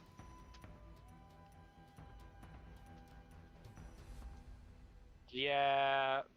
Whistle just goes pale and pulls her hat down around her head, and she just mutters to herself, "It's not real. It's not real." It is real. Whistle. It's We heard all. real. It's real. We should run. Celeste will As scream you like feel a child the in a ground broken shake, as the very ground is shaken, as vines and roots begin to envelop the trees and come as the leaves bend and wilt away, the branches snap in places as the places becomes more and more alive and more decay. The ground becomes less green and more brownish hues. We've got to find the source of this and stop it. Child and druid, out of here now! There's... Such tasty morsels.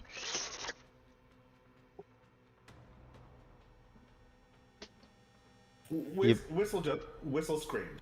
Whistle screams and she runs. I am grabbing Melanor. I don't care if I have 8 strength. I am carrying that child and I am running out of here. Between the ogre, snakebite, everybody, you're able to get everybody into the manor, or you're going out completely. It's gonna depend on who's spearheading, because Celeste wants to get out. Out is guaranteed. The manor is not. Snakebite wants to put an end to this now before it becomes a problem later. Something like this isn't just gonna sit by and twiddle its thumbs waiting for us to come to it. He thinks that we need to put an end to this now.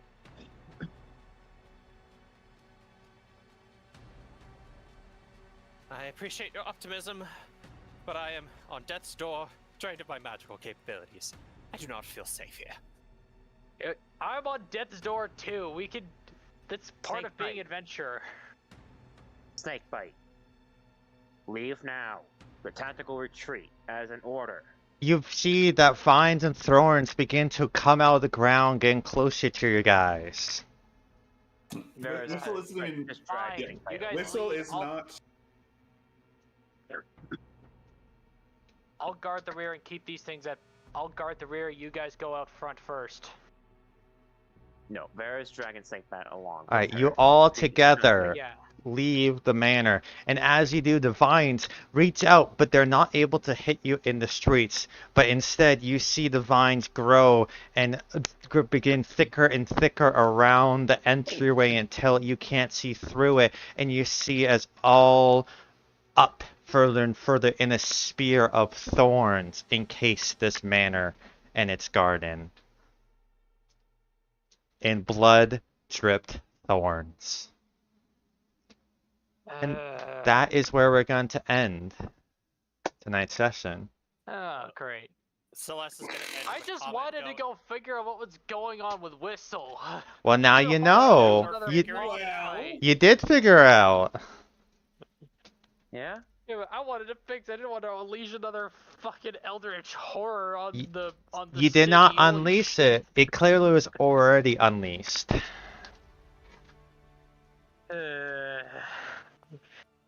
Every time we're spending doing this is less time we're spending finding the vault, which is the primary story.